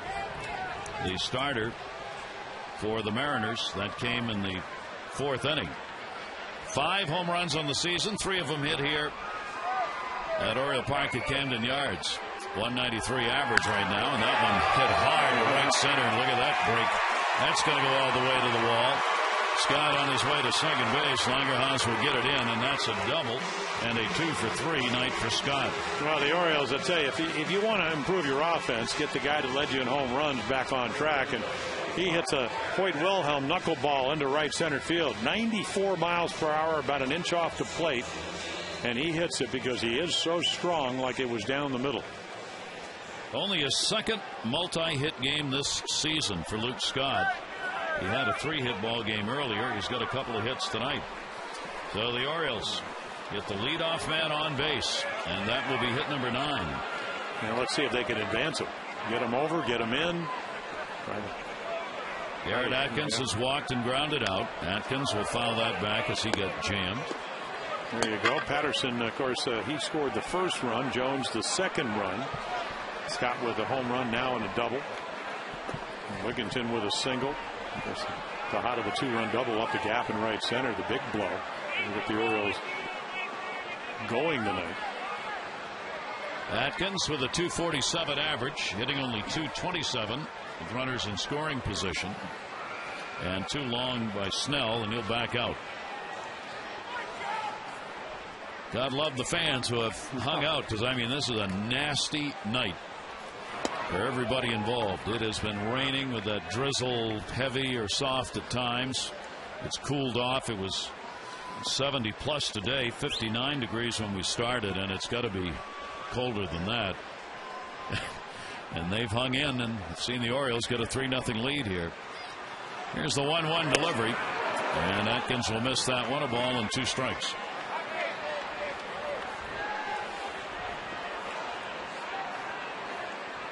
Atkins with some at-bats against Snell. He's 2 for 12. Off second base, Scott not holding him tight. That'll be down low. Moore gets back there to get it. Evens the count up 2-2. Lots of baseballs coming and going tonight. Everyone put in play gets wet, so you have to change them up virtually every pitch. Everybody banging their cleats. He's doing it at second, and Snell was doing it on the mound. Here's the 2-2 delivery on the way, fouled off.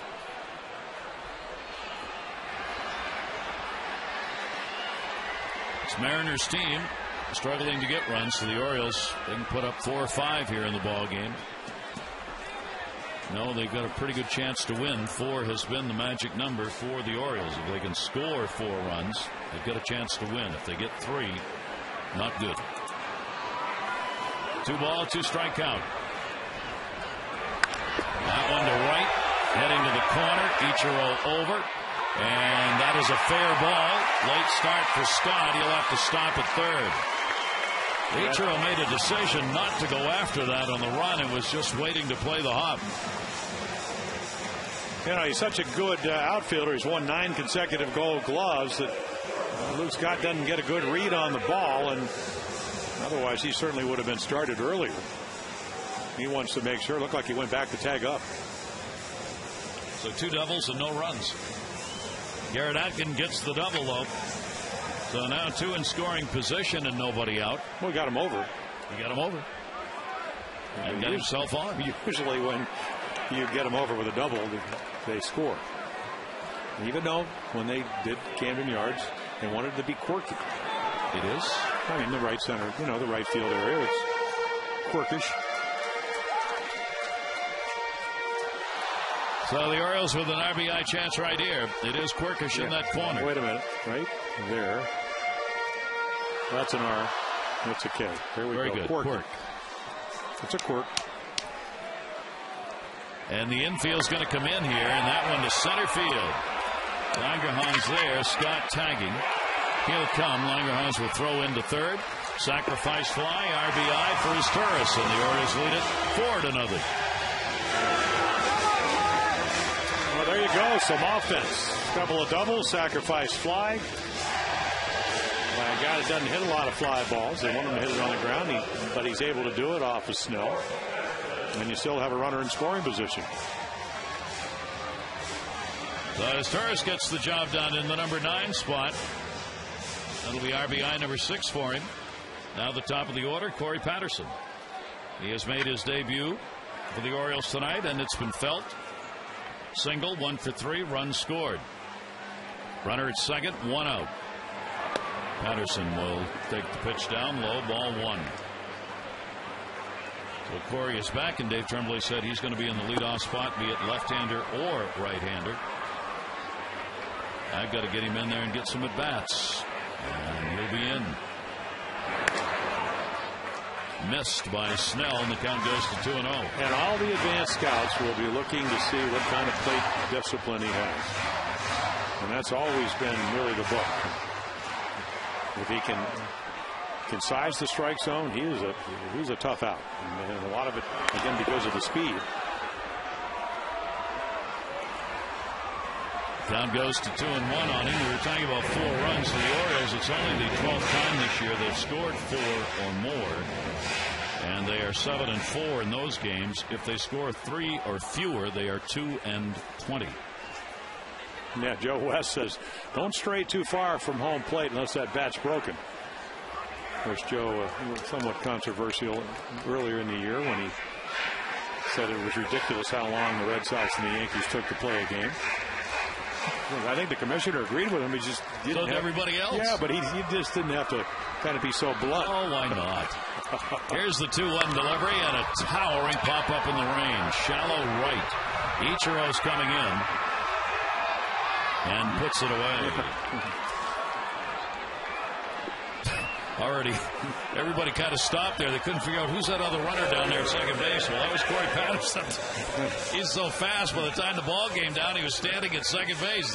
Which is what you're supposed to do. Yeah, exactly. Yeah, he's out of there, though. I want to remind you, on Tuesday, May 25, Ollie's Bargain Night, presented by Ollie's Bargain Outlet, all upper reserve seats against the A's. That game, $8 when gathered in advance. Get the family together. Have a great night at the park. 888-848-BIRD, Orioles.com. Tuesday, May 25, Ollie's Bargain Night. 2 down. Taken outside. Jones, 2 singles. 5-game hit streak now. He's 2 for 3. That was kind of funny looking at that because Figgins and Ichiro both gave a start because they looked and they saw there were 2 guys at second base, and they thought the immediate thought would be somebody's out of position here. We got a chance to get an out. Now they're out. But no, it was Corey Patterson who was down there. They kind of looked at each other and then realized what had happened and threw the ball in. Snell with a 1-ball, 1-strike count. 28-year-old right-hander, no walks, 2 strikeouts since coming on in the 4th. Adam Jones looking for a 3-hit ball game and another RBI right here. And we fouled off the end of the bat. He has had 3 3-hit games, 10 multi-hit games this year. This being the 10th.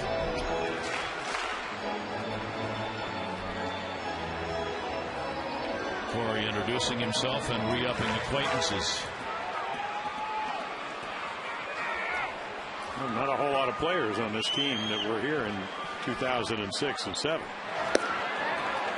Here's the pitch that Jones had been going after and that pitchers were using to get him out. Well, again, I think the theory, and going back to Terry Crowley, hitting instructor 101, is let the ball travel. Stay inside it. If you're strong enough, you're going to still hit your home runs. That's going to be a base hit into right field. Ichiro up with it, coming around to score. The Orioles will get another one in, and it is a 5-0 lead. As Atkins crosses. You make a great point, Gary, because if he chased that slider down and away, he doesn't get the one that stays up. Watch him go out and get this ball in the outside corner because it's up in the zone. Snell doesn't really execute the pitch well.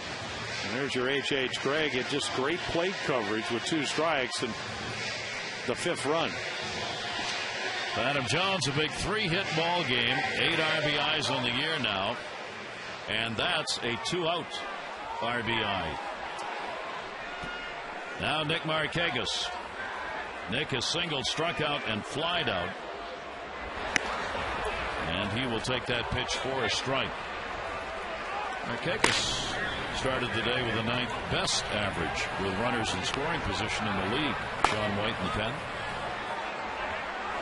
Nick overall back up over the 300 mark, 305. 0-2.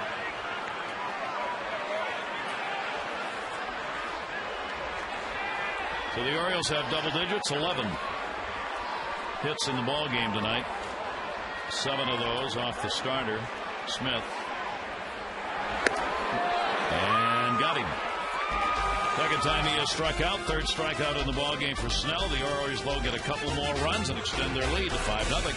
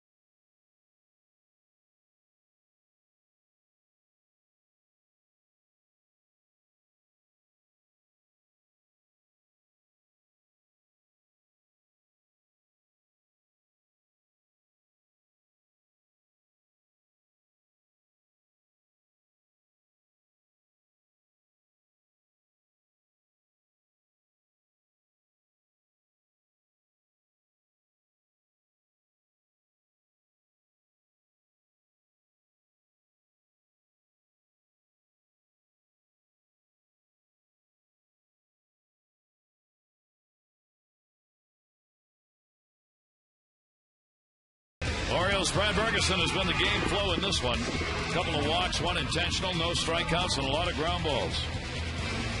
That he is, and of course the double plays. Somebody's got to turn them. You execute your pitches, and one of them pretty spectacular by Tejada, where he grabbed it, touched third, off balance play. Atkins made a nice play across the diamond, and then again he's encouraged Joe West to call that low strike.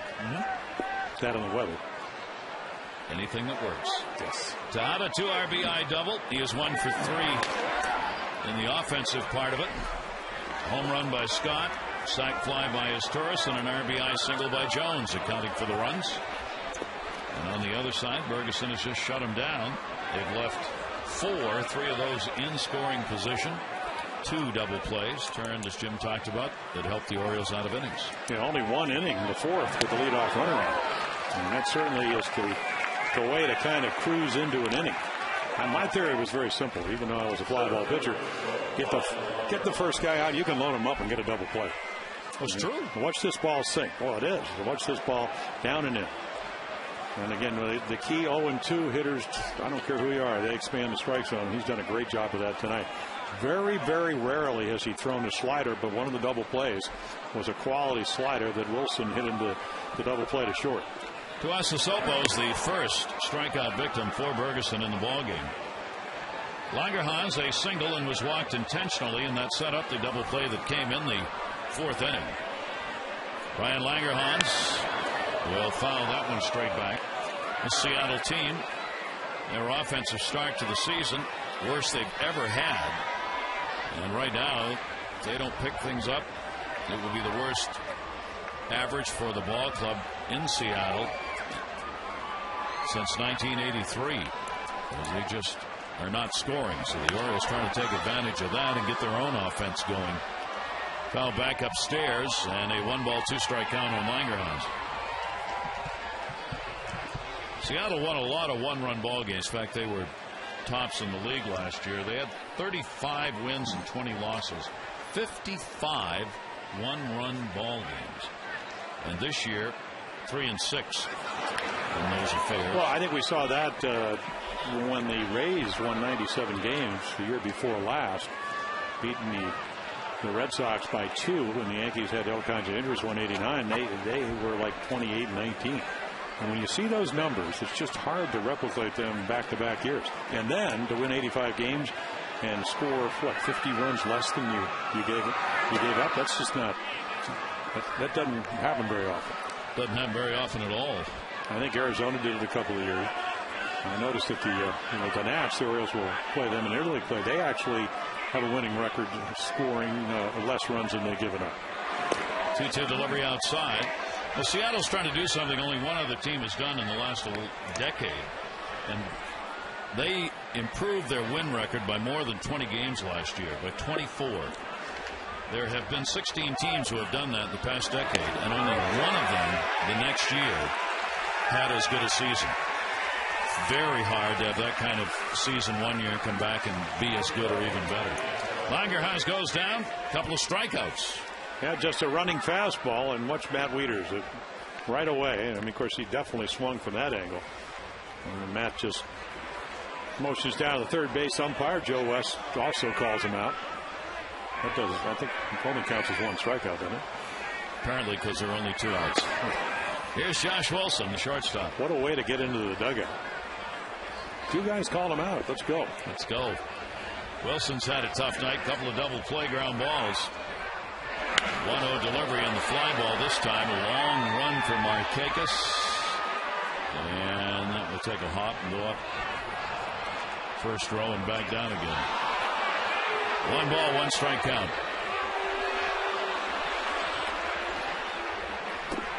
Brad Ferguson looking for his 10th career win. He is 9-7 in his career. And continue to pitch well here in his own ballpark, which you love to do. That ball is tagged towards the line, and that will be a foul ball. Brad is 8-2 in his career here at home with a 3.74. On the road, 1-5, and his ERA is a run plus higher. Single ball pitcher and a fly ball hitter's yard. Yeah. I mean, that game he won in Minnesota was the first game he's ever won on the road. But it just appears that all of a sudden we're seeing a guy with more arm strength and more confidence. And when you know how to pitch and you have that sinker that we talk about, that's pretty effective. And they get you 5 runs. 1-2 delivery will miss down low. But just think of the pressure you put on a team when your pitcher, because it is a game of momentum as far as you pitch well, then your hitters think, hey, I don't have to do that much tonight. I can just get a key hit here or there. I mean, that ball just running in on his hands. Well, the Orioles have had a run or less now in 11 games this season where they have scored 1 run or less.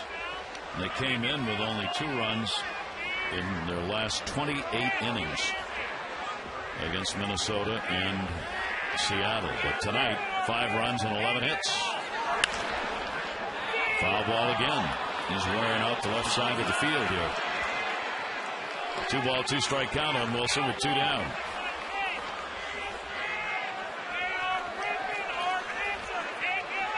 He reminds you, 12:30 start tomorrow. Kevin Millwood, Felix Hernandez will wrap up this series. Could well be a rubber match. 2-2 delivery, and that's going to be high and away.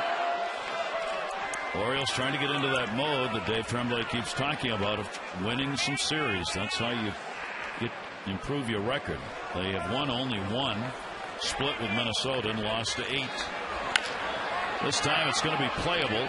Tejada guns it and gets the out. 7th inning stretch time brought to you by Jack Daniels Tennessee Whiskey. Please drink.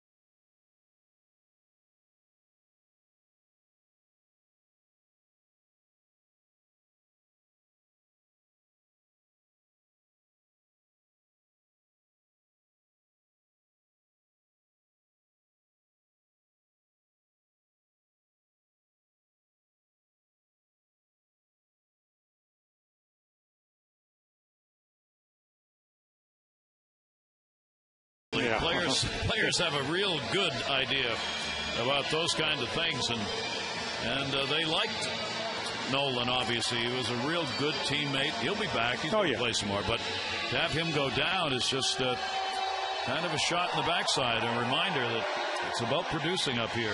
Here's Sean White pitch. Yeah, he comes in and. Yeah, you make a great point, because I think Andy McPhail last Wednesday put everybody on notice that, hey, we got to be better offensively, and they certainly have been tonight. So White will come in, and of course Ryan Roland Smith started the game. His last appearance, 3 runs in 1/3 of an inning. He was only around runs in 2 of his 11 appearances this year. Snell pitched 3, gave up a couple of runs on 4 hits with no walks and 3 strikeouts. Miguel Tejada, Wigginton, and Wieters we do up here in the bottom half of the 7th inning against White. Well, the bullpen getting some work here in this ball game. Well, it's been a good pen. The starters have been good, and so has the bullpen. Tejada, that over-the-top delivery for a strike. The Mariners starters 3rd in ERA. The Mariners bullpen 3rd in ERA. When you put them both together, you get the 2nd best ERA in the American League. Shattered the bat. This should be an infield hit. It is. Tejada on. Casasopo with a fine play. First start at third, so he gets tested. Yeah, you're playing back because Tejada, I can't remember him ever bunting for a base hit, and then you can see him circle it. Better angles of the ball, plays it perfectly. And again, it just ball so well placed. Damp night, ball not rolling quite as maybe far as or fast as it would. Orioles have a dozen hits now in this game. Here's Ty Wigginton, who's got one of them. 1 for 3. He'll pop that one up. First base, Kochman, no play. Well, the Orioles offense putting up some numbers here against the first two Seattle pitchers, and now we'll try and do it again against Shaun White.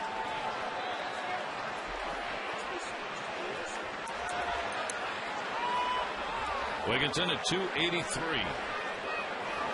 Tejada being held by Kochman at first. Wigginton hitting over 330 here at Camden Yards to start the year. About 60 points less than that on the road. And Ty has pumped 4 of the 10 home runs he has out of the yard here. Mind, the Orioles came into the series against Seattle having played the fewest home games of any team. A lot of road games, very tough starts, so the Orioles would love to make some time up here at home.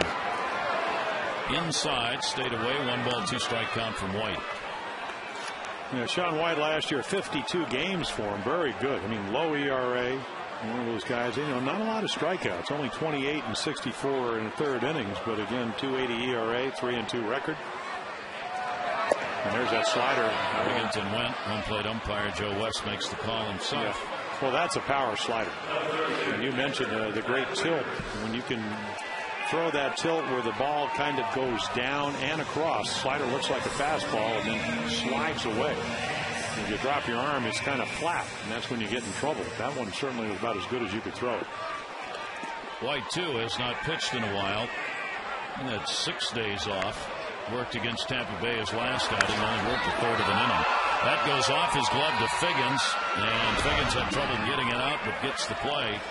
And Wieters is retired on a 1-4-3. Yeah, Sean Figgins is going up the middle because he thinks he's going to have to backhand this ball, and then when it hits Shaun White's foot, he's going to have to kind of reverse. And you can see again, fastball out over the plate, right there. He's going up the middle, and then that little double clutch, but he almost throws a grounder to Casey Kochman. But again, this is a kid that hasn't made an error in 214 games over at first base. Runner at second base with 2 away. Luke Scott. He has homered, doubled, scored twice, 2 for 3 in the ball game. White has been hit at a 308 clip by the lefties this year. Right-handers 300. And Scott will swing it one down and away. The old fadeaway.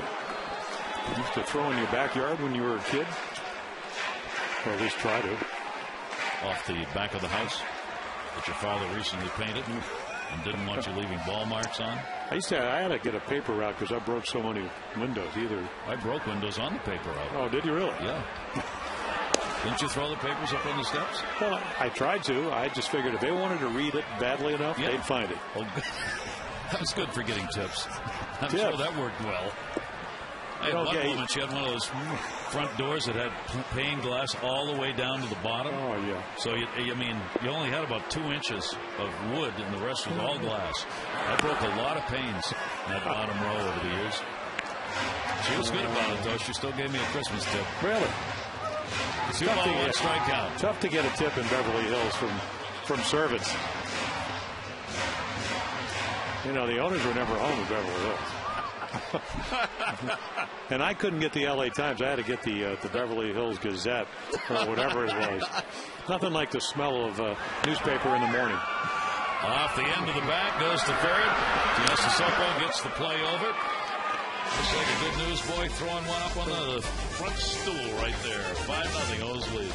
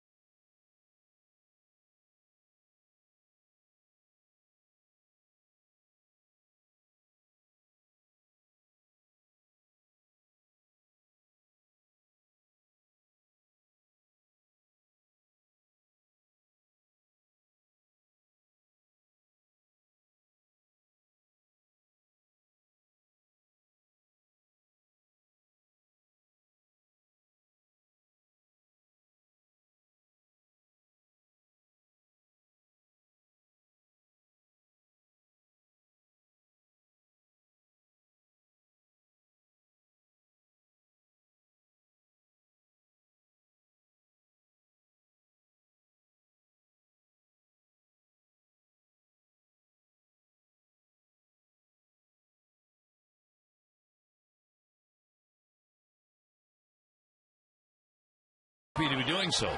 They have the 5-0 lead as we go to the 8th. Brad Bergeson has gone the distance for the Orioles. Here's Adam Moore, the catcher. 8-9-1 in the order due up, 0 for 2. Julio Lugo has come on to play at second base for Wigginton. Moore, 2 ground ball outs, fouls it off. Brad Bergeson, a 1-ball, 1-strike count. Yeah, first excursion into the 8th inning for Brad this year. Last time got into the 7th. And only got him 2 runs in Minnesota. And the bullpen came to the rescue.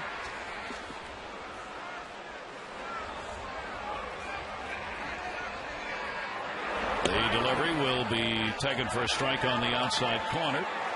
Yeah, they've seen so many balls, talking about right-hand hitters for the Mariners, down and in, that ball away looks like it's 4 feet away from him.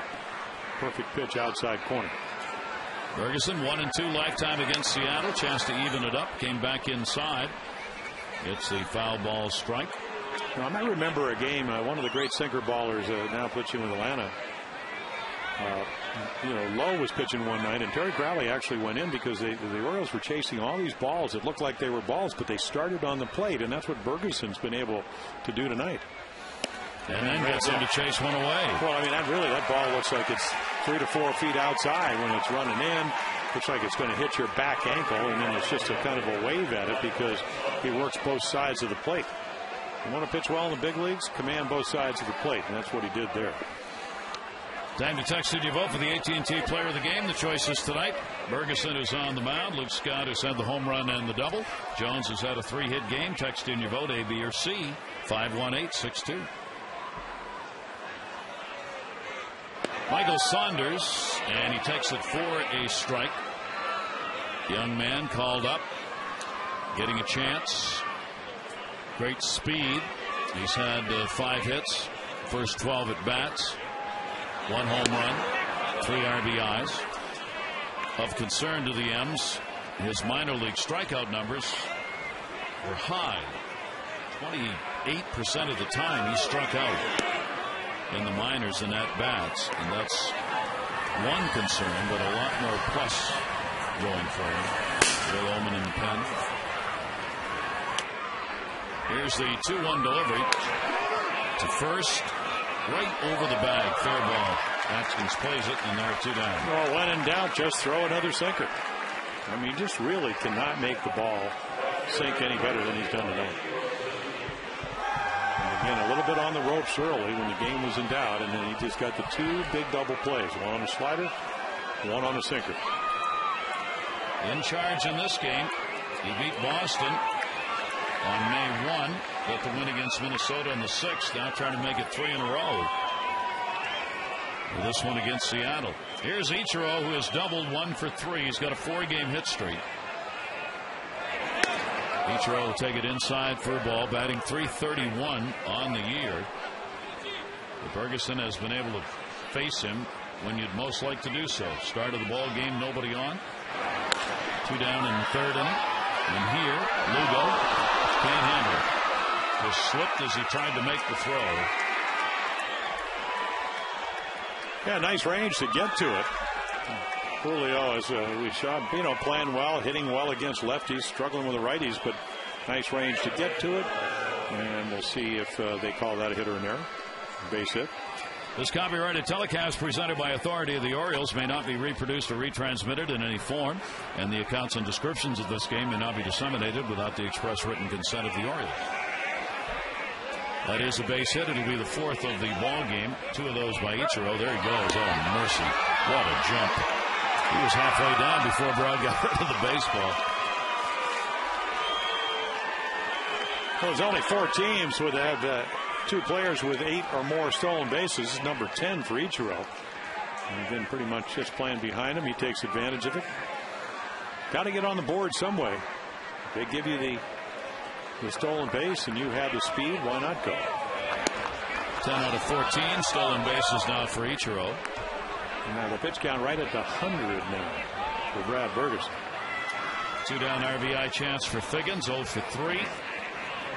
1 hit and 7 at bats in this series. Leaders out. Tejada in to have a talk with Bergeson. Well, yeah, and that's really, to me, a great move because, you know, a lot of times you don't want your catcher to go out there, but Matt Wieters went out there just to slow him down. You need to throw a strike here, a quality strike, if you don't want to allow him back into the game with a walk. That one in the air to left. May fall. Patterson no play. Bear hands it. No play there either. He was thinking about going to the plate on Ichiro, but wasn't going to have a chance. So the stolen base matters. Figgins gets the RBI, and it makes it a 5-1 ball game. Now, only the 10th hit against right-handed pitching, and both of the hits for Sean Figgins in this series. Just little flares to left. Soft line drive, and that one about a 60-degree wedge. Figgins, the lowest batting average against right-handers in the league coming into this.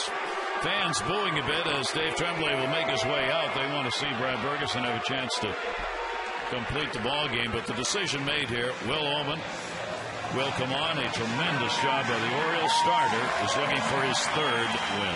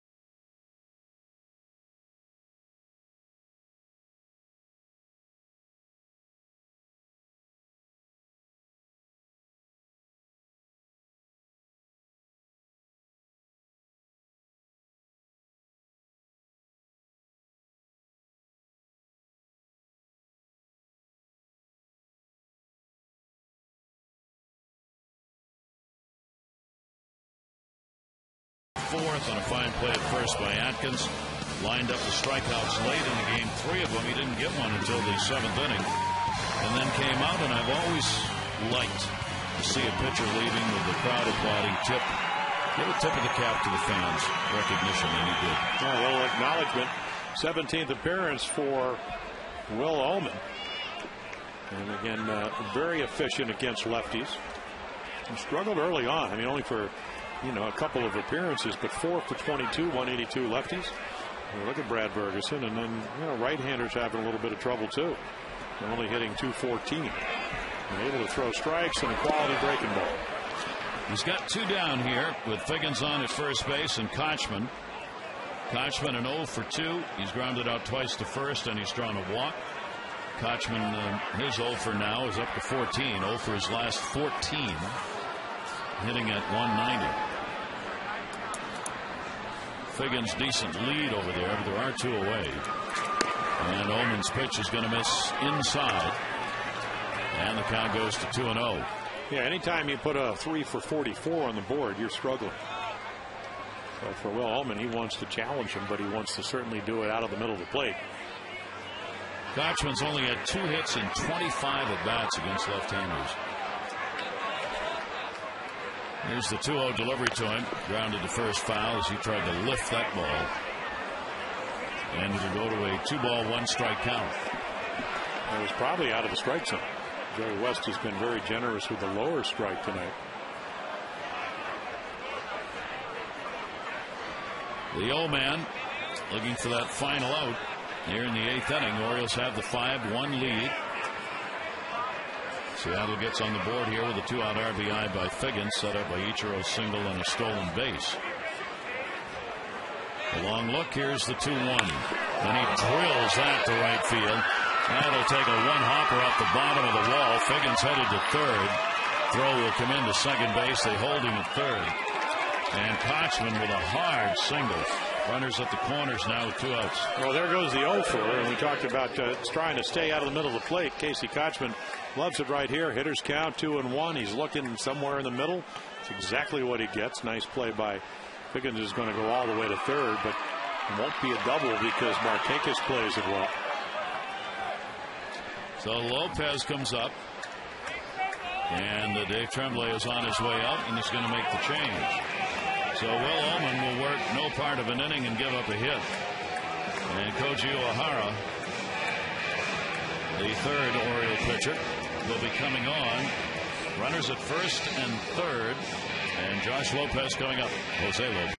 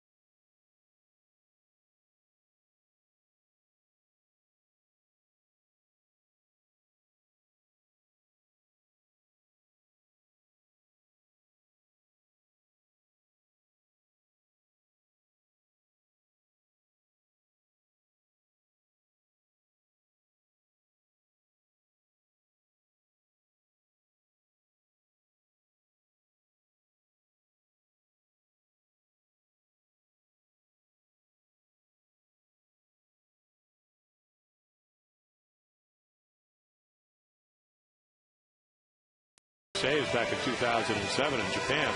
Troy's going to throw a lot of strikes. And that's what you want here with a 4-run lead. Runners on first and third. It gets just a little sticky here with 2 down. This is where the Orioles want to end this right now. Here's Lopez, a single, 1 for 3 in the ball game. He's the DH, and he takes the pitch for a strike. Almost like the first pitch was a changeup. It was a splitter. You know, maybe not quite as hard as he threw it last year at 77 miles per hour, but it dropped. Lopez, like Figgins, really struggling against the right-handers. And he takes that for a strike. And there's another one, another splitter. On the book on him, good fastball hitter. Koji's got the splitter, he's got the slider. You know, fastball will usually be in the upper 80s.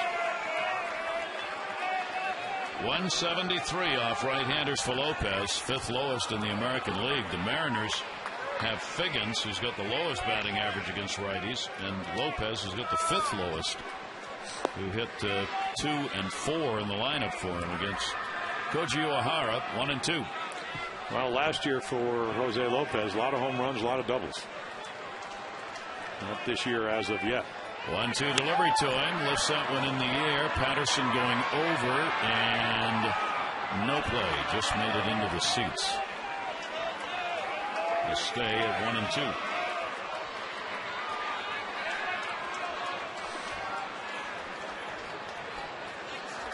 Lopez had the 0 for 5 coming in. He's picked up a hit. 1 for 8 now in the first 2 games. Trying to keep this inning alive. Run all this started when they were 2 down. 1-2 delivery on the way to him down low, and a 2-ball, 2-strike count.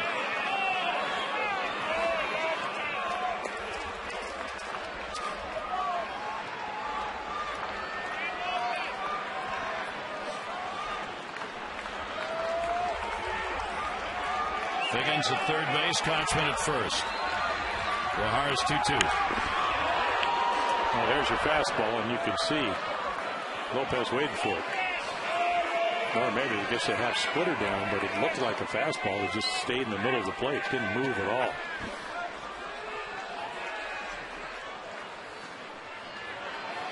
One of those goes fair, and it's a whole new ballgame. Here's the 2-2 delivery, and that one in the air to left field. Patterson going back. Warning track wall, and he's got it. Lopez with a long fly ball out. 1 run in, 3 hits.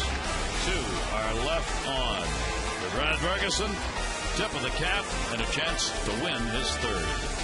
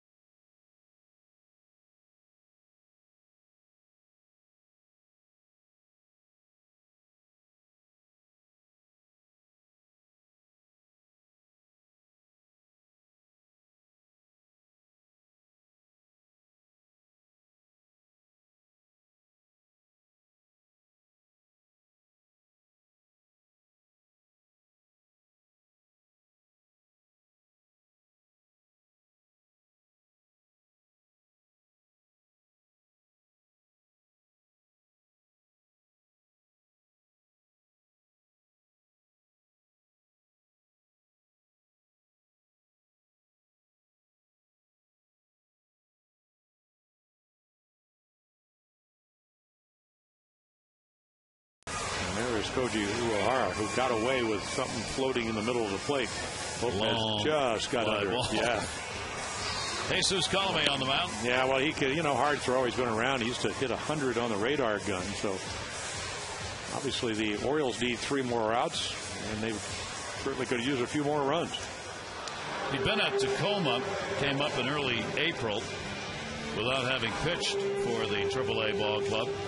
Colome worked 4 days ago against the Angels, 2 2/3 innings, didn't give anything up, had a couple of walks, 3 strikeouts in his last performance.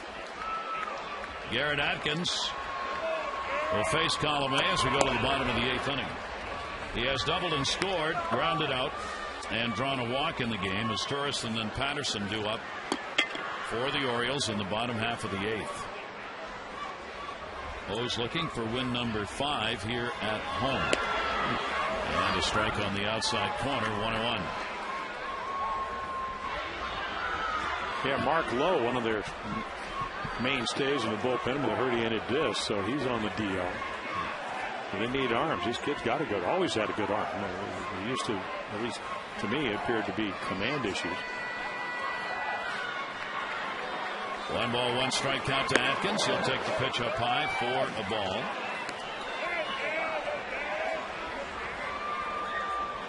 Seattle not getting a run until that 8th inning. The RBI went to Figgins.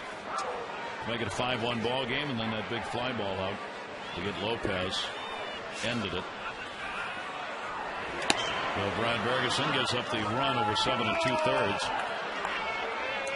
On just 5 hits, Will Ullman worked no part of an inning and gave up a hit. Uehara still on. They're not in a save situation, obviously. 2-ball, 2-strike count.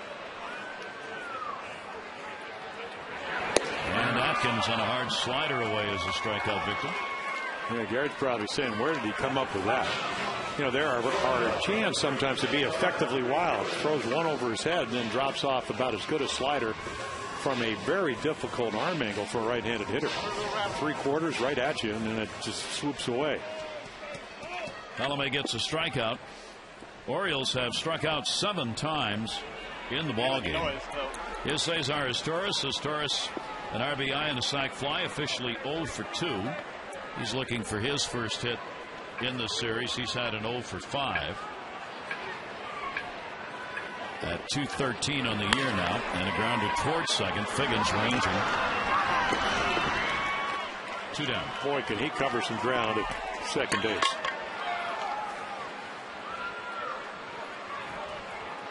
Of course, when he came up, he played everywhere. Played the outfield, went over the third. Trainer's going to come out with Don Wakamatsu now.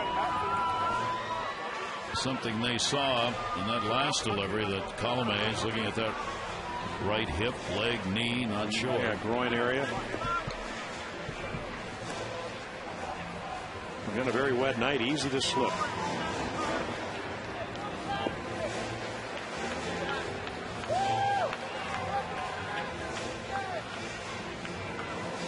Take a look, it might have done it.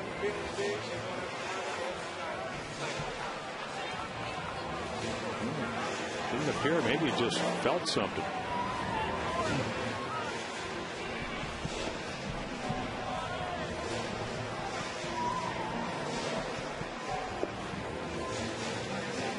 Looks like he's coming out of the ball game.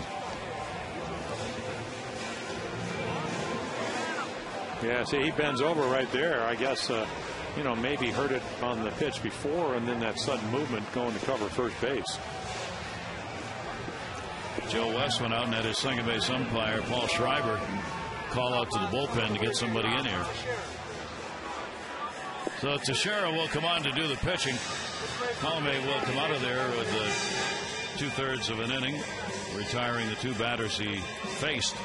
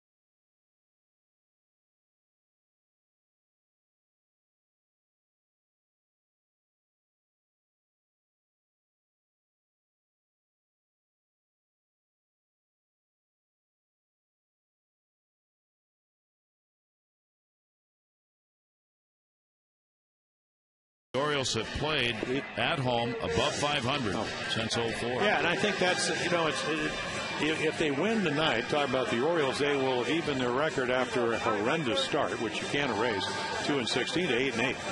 And obviously it's going to be tough tomorrow. You like Millwood, but you know how good Felix Hernandez is. And Cleveland comes in. They did win last night. Russell Brandon, who had 31 home runs for the Mariners, hit 2 last night. And, Grady Sizemore, a couple of steals and whatever. But they'll come in a chance, maybe, if you could win 2 out of 3. And then Kansas City's in for 2. Maybe to get back closer to 500 and, just give everybody a more positive attitude about coming to the ballpark and winning games. Yep. The matchups for Cleveland will be Jeremy Guthrie against Justin Masterson Friday night. Brian Mattis and Mitch Talbot Saturday night.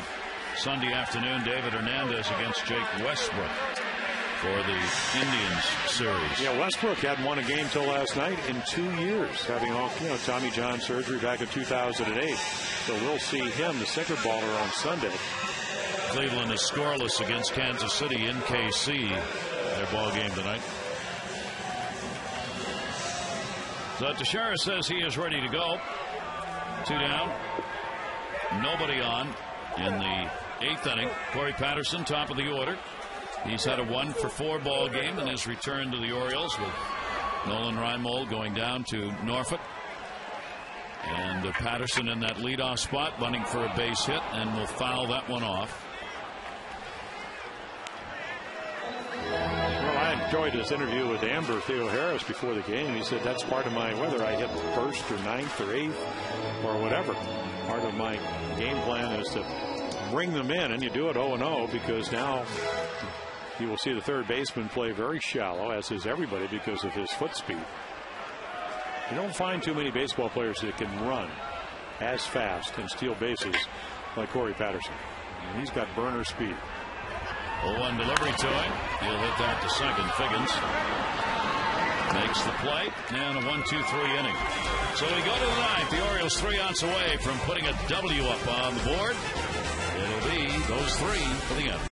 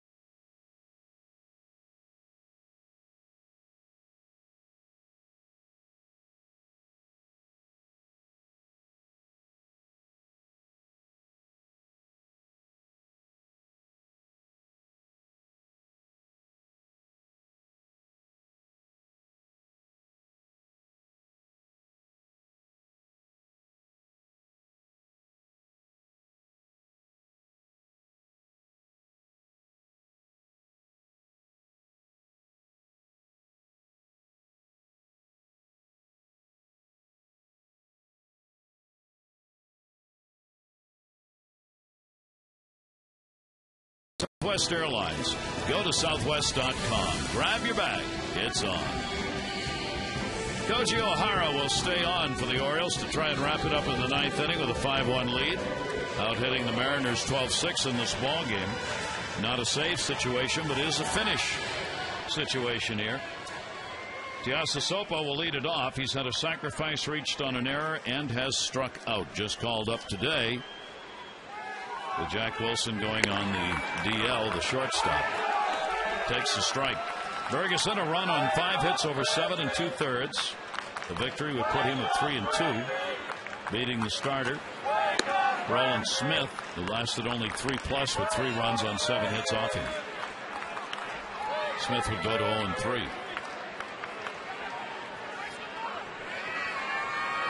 Tiasasopo fouls that one straight back in a 1-ball, 2-strike count.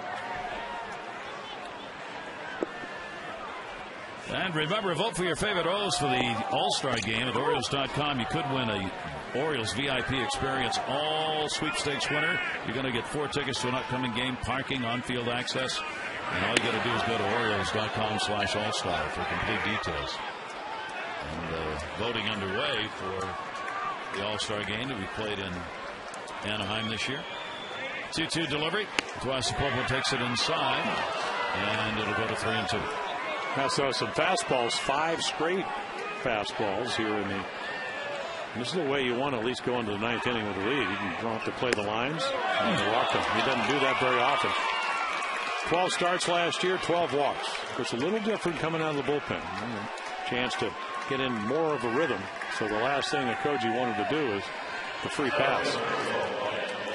Only the 3rd walk, 1 intentional, surrendered by Oriole pitchers, and the closer, Alfredo Simon, is up in the bullpen. And Atkins is going to play behind the runner at first, take away the hole. Langerhans a single, an intentional pass, and he is struck out. And he's going to take, having watched Koji O'Hara walk the man in front of him. Langerhans, home run. 3 hits since his return. Bottom part of the order here. Wilson waiting on deck. That one to the hole. He's got a base hit. And hang on.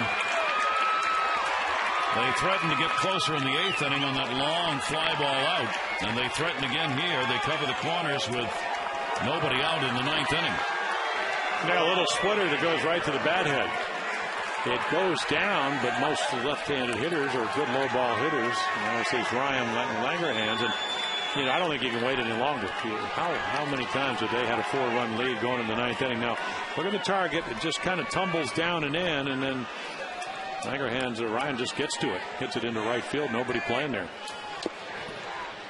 So the potential tying run is going to be in the on-deck circle, so it is a save situation now in the 9th inning.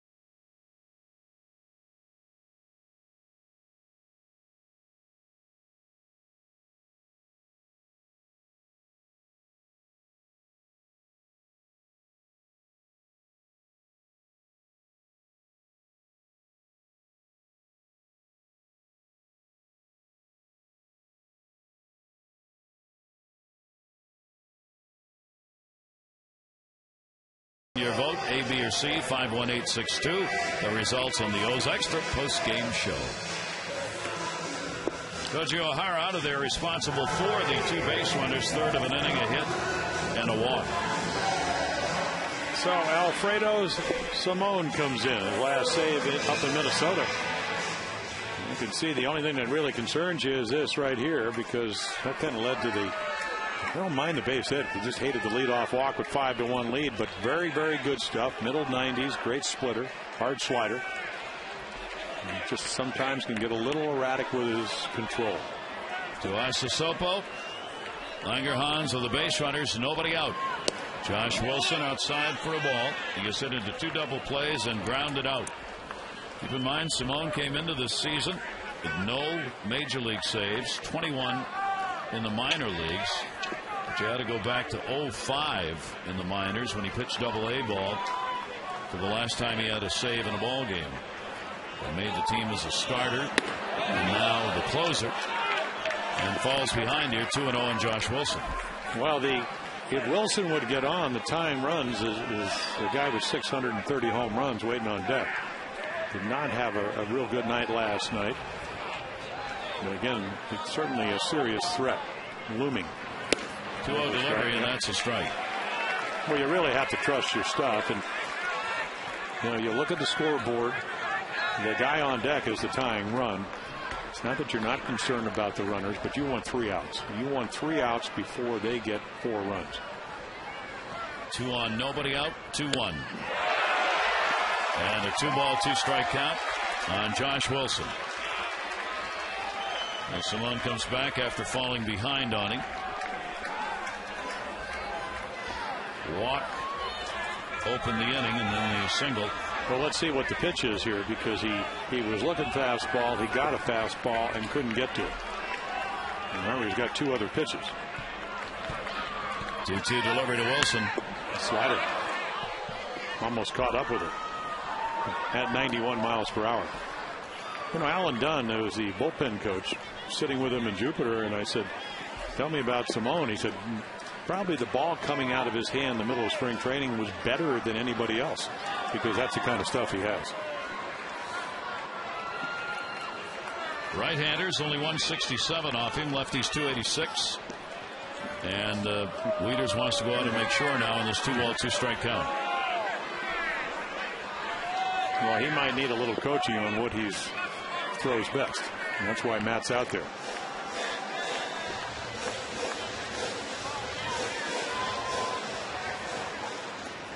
Struggle here to get this ball game wrapped up, with the Mariners getting a run in the 8th inning, their first on the Figgins RBI, and then they left 2 on in the 8th, and now get the first 2 on here in the 9th. 2-2 delivery on the way, and Wilson down to first, and a cue shot. That's a foul ball. Atkins tried to make it fair, couldn't do it. 2-2.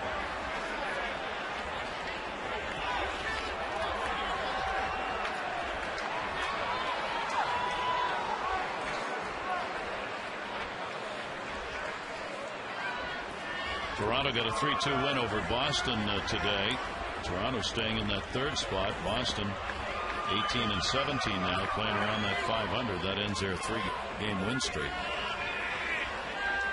Here's the 2-2 delivery on the way, and again cues it foul. Another split-figured fastball in the upper 80s. That's a pitch that was very effective for Alfredo. When he throws it well, it drops. Not the first time tonight it's not raining. It rained through the first 8+ innings. 2-ball, 2-strike count. Wilson battling here against Simone. Runners off first and third. And the 2-2, and he got him. Now there's a little extra. Good comeback after falling behind. Yeah, does it get any better than this? I mean, a late with an extra little bit of gas. And zoom ball right there. Up and away.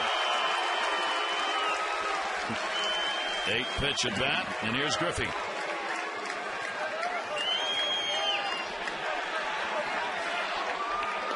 Griffey on as the pinch hitter. Well, the career numbers, hitting just 200 so far this season.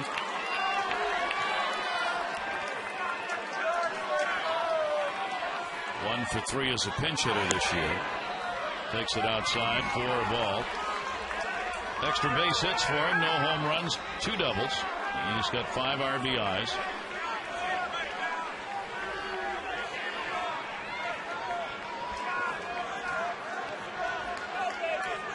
Simone with a long lean in here. 1-0 count.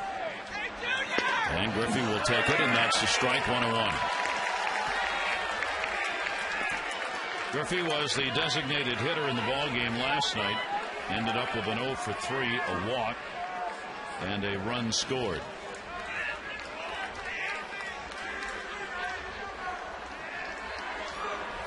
Simone after the save. 1-1 delivery, and Griffey fooled on that one. 1-2. Well, that would have fooled Babe Ruth. That splitter. Bottom dropped out of it. And then again, if you're on deck and you saw that last fastball at 95 with great movement, a couple of Mariners at first and third. I mean, watch this splitter just go down. It looks like it's going to stay up. Griffey asked for the timeout. 0 for his last 7 at the plate. Guasasopo at third. Alonso runs at first. Yeah, and Alonzo Power, their hitting instructor, making notes. 1-2 delivery. And that one down the line is foul out in front of that one. 11,448 the announced attendance for Game 2 of this series. Everybody out to talk about the next pitch. Well, they threw the fastball by him last night, and you know that's a splitter that he almost caught up with. Just hooked it foul off the end of the bat, broke the bat. And I guess it's probably a very effective pitch if you don't throw it for a strike, but that one stayed up, and that speeded up the bat. And Brad Burgess said, I'm not sure it's that easy to win my third game. 1-2 delivery on the way and fouled off. Ferguson has spent almost as much time on the bench as he did on the mound. He was efficient. He got some quick outs, went through a real good span. He got a double play to end the 4th inning and then did not allow another base runner until they were 2 down in the 8th. With a 2-out single by Ichiro. That one in the air to right field. Markakis, runner will tag. Guasasopo will score. Sac fly for Griffey. Makes it a 5-2 game. But now there are 2 down.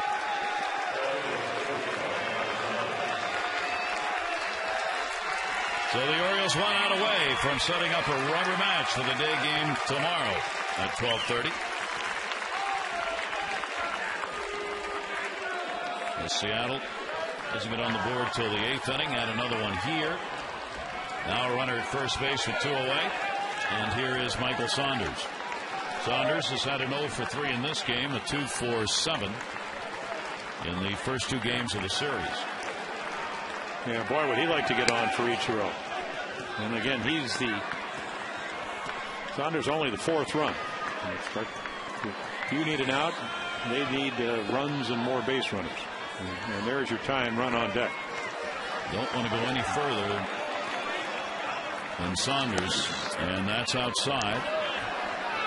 So he falls behind again, a 2-0 count on Saunders.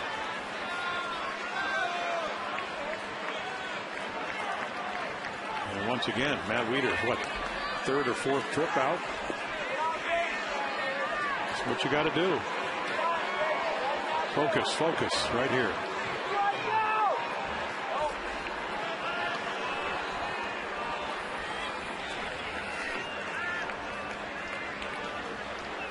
Behind on the count, 2-0. Probably take it. Does, and the count goes to 3-0.